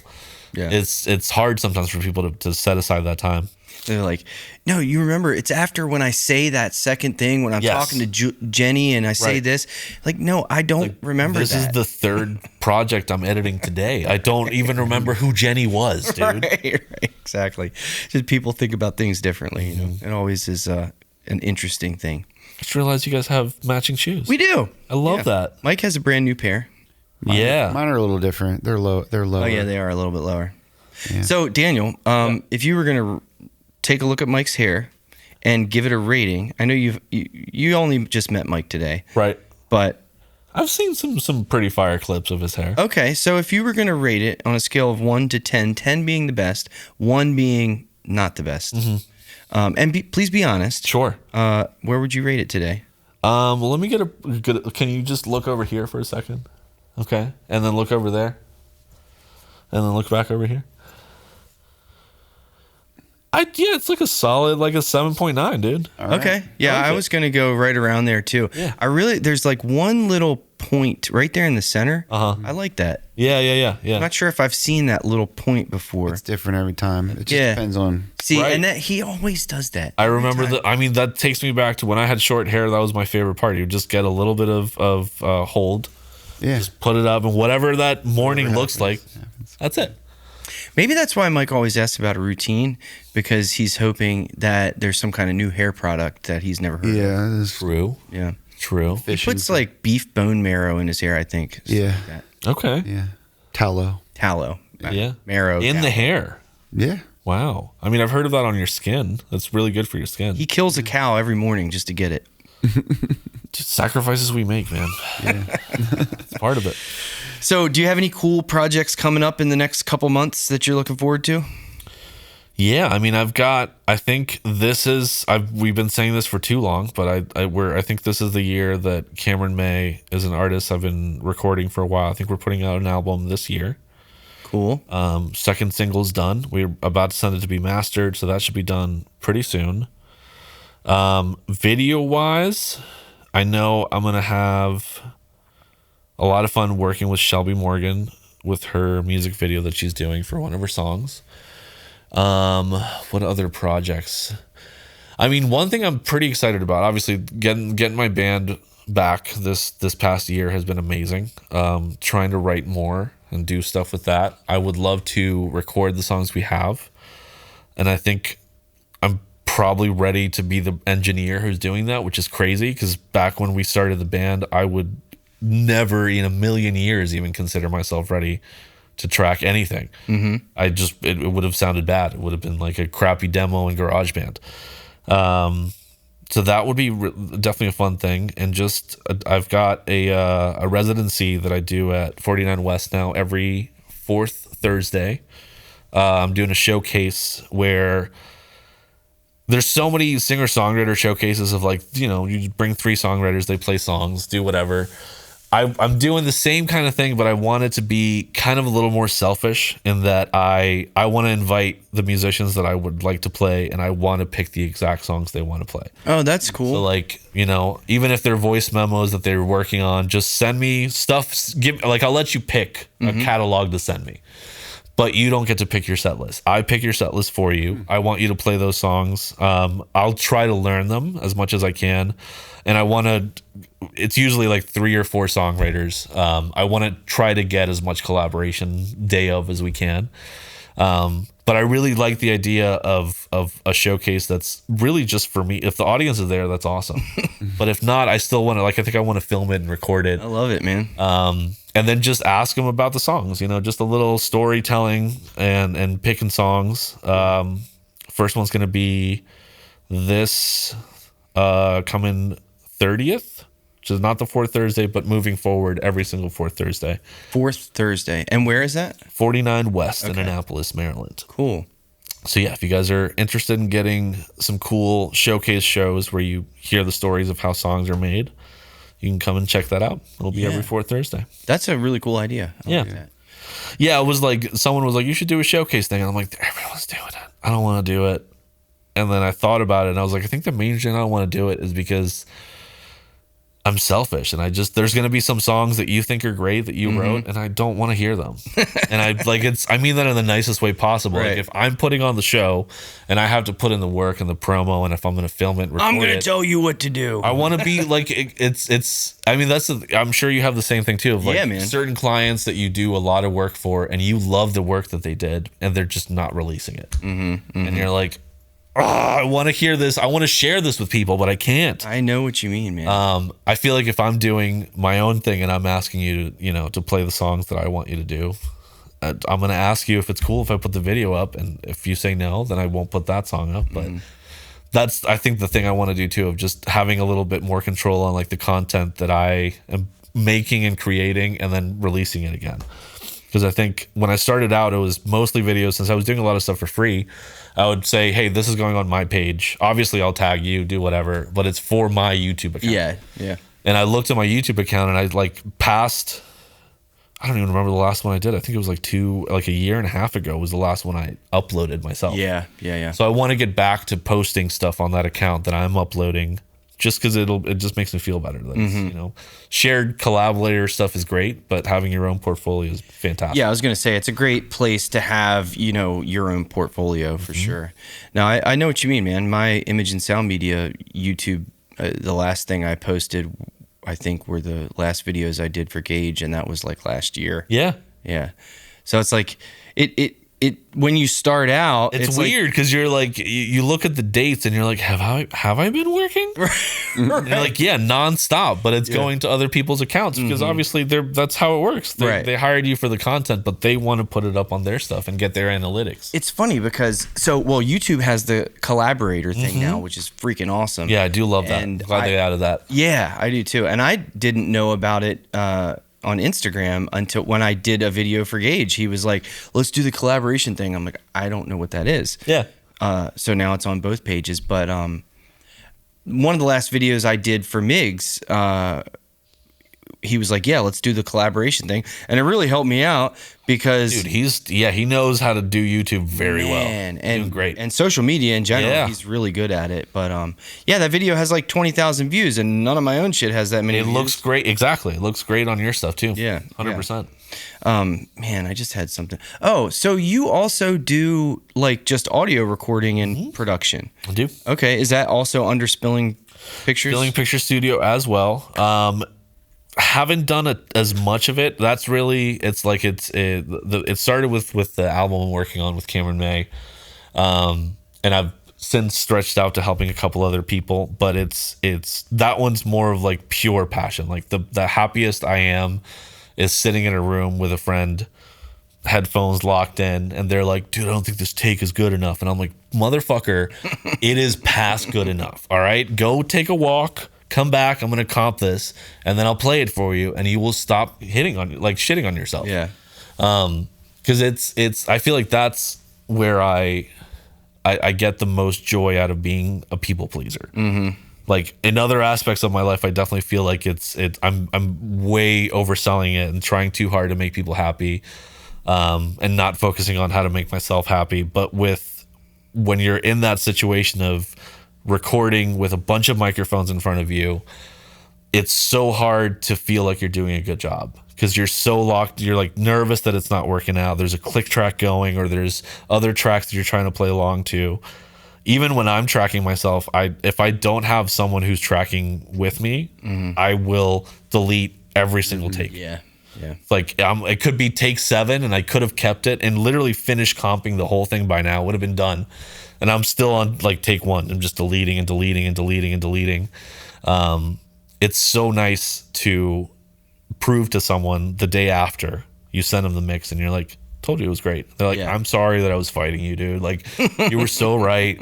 The vocals look great. Like, they sound great. I love the stuff that's happening. Audio recording, I think, is probably where I feel the most happiness. That's awesome. But it's also where I'm struggling to find how to value time, because it's the most time consuming, but it's the most satisfying to me. So right now, I'm the main people that I'm doing, either they're helping me with, I have a friend who I hit up and he was like, hey, I want to record the song. I'm like, great. I'm super busy, but I need like 4 guitars worked on, and you're really good at that. So how about I do this? I'll mix it, record it. I'll do all of it, but you're just my guitar tech for like the next 6 months. So trying to do those kind of barters is kind of what I've done for recording for the most part, just because after Physical a certain point. guitar tech, like working on the guitar itself. Okay, wow, man, you got a lot of talents.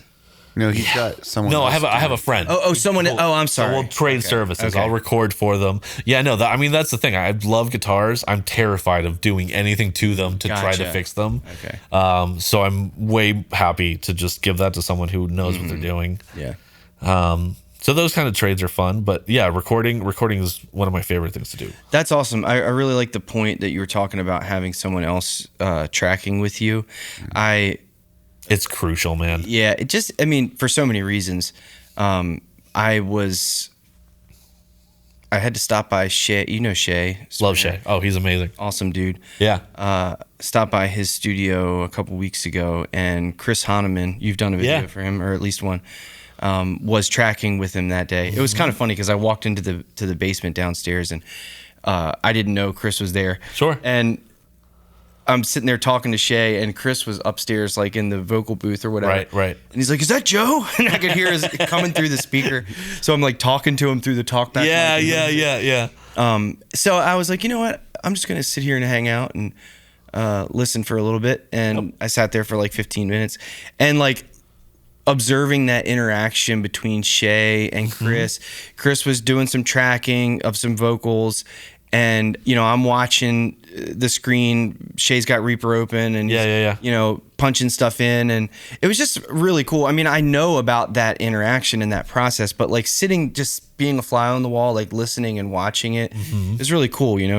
Chris would do a take and Shay would be like, okay, put a little more, oomph behind that one or whatever. Yeah. And I'm watching him like enunciate this particular word a little better. and like watching him splice it in, and I'm looking at although I already know about that process, it was just cool to be able to sit there and watch it happening. And everyone works differently, man. Yeah, that too. And it really drove home the point of like how valuable it is to have, because Shay was obviously tracking, but he was also like producing at the same time.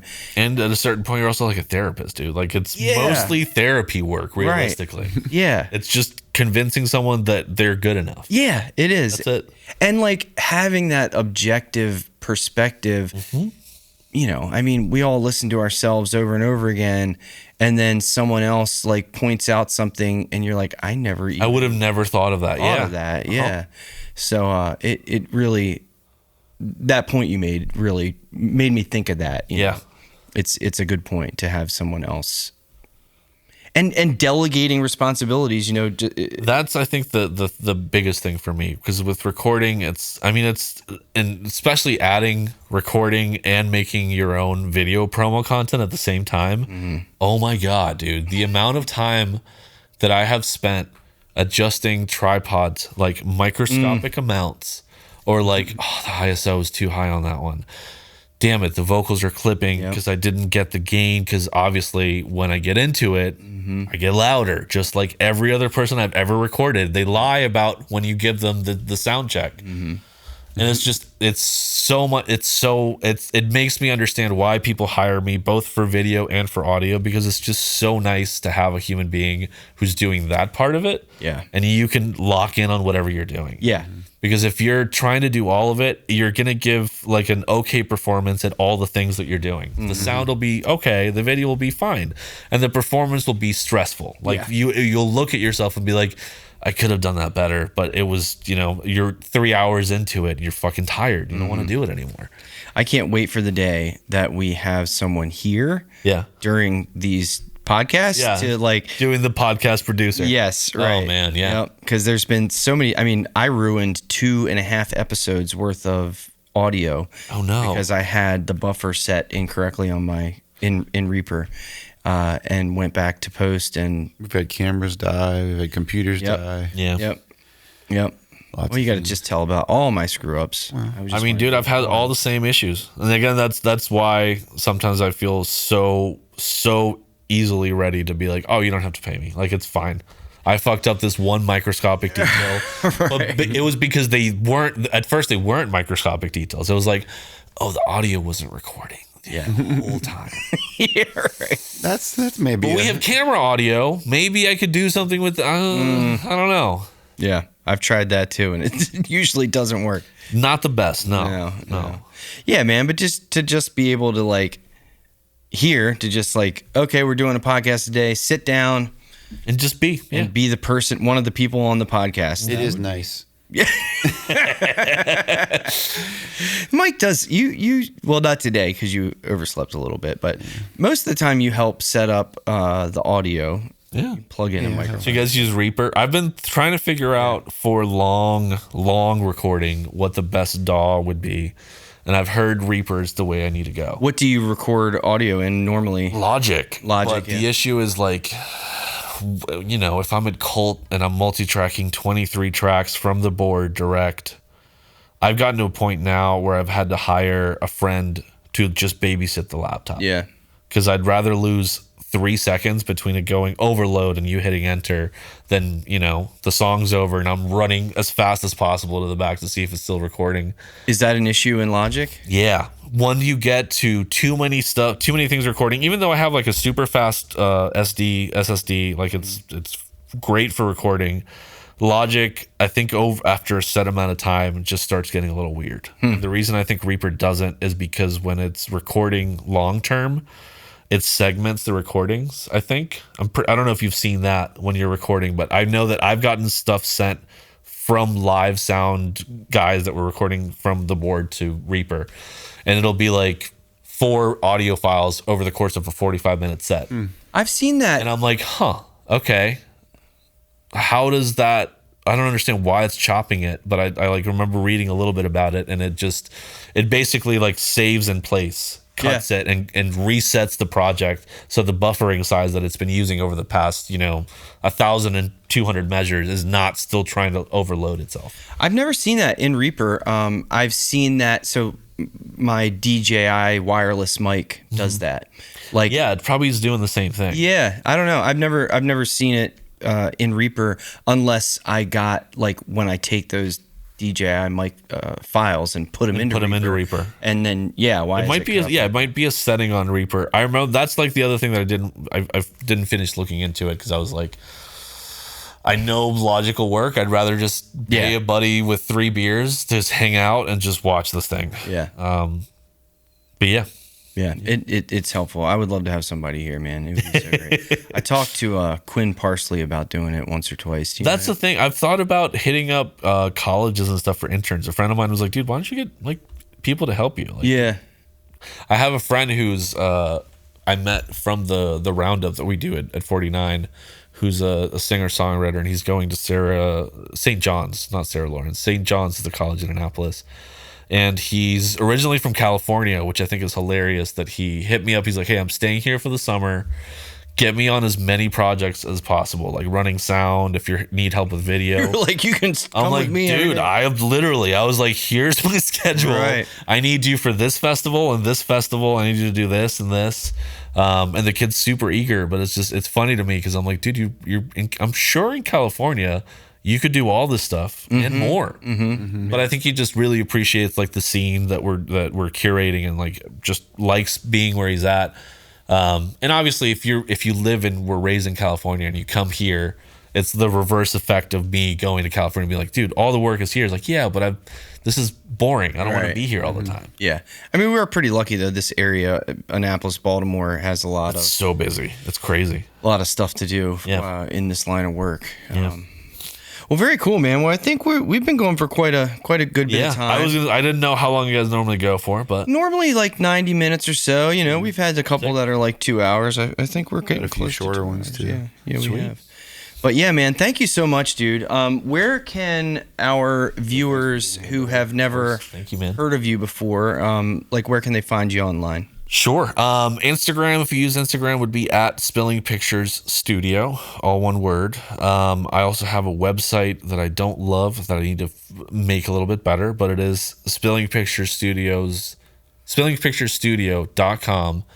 spilling hyphen pictures hyphen studio, because I didn't buy it's again, I need to fix it. It's fine. Okay. But yeah, Instagram, go to Spilling Picture Studio. You can find my YouTube there. You can find all that stuff. And yeah, I'd love to get in contact with anyone if you need help.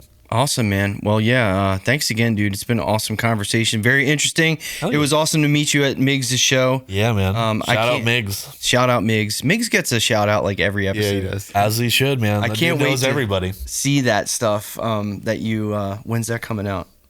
The stuff that I shot with Miggs. Yeah. I think we have one more shoot coming up this next Saturday. He wants to do 2 shows. Okay. And then compile it from there. So next month, most likely. Cool, man. Really looking forward to seeing that. Heck yeah, man. All right, man. Well, we wave to the cameras on our way out. See you guys next time.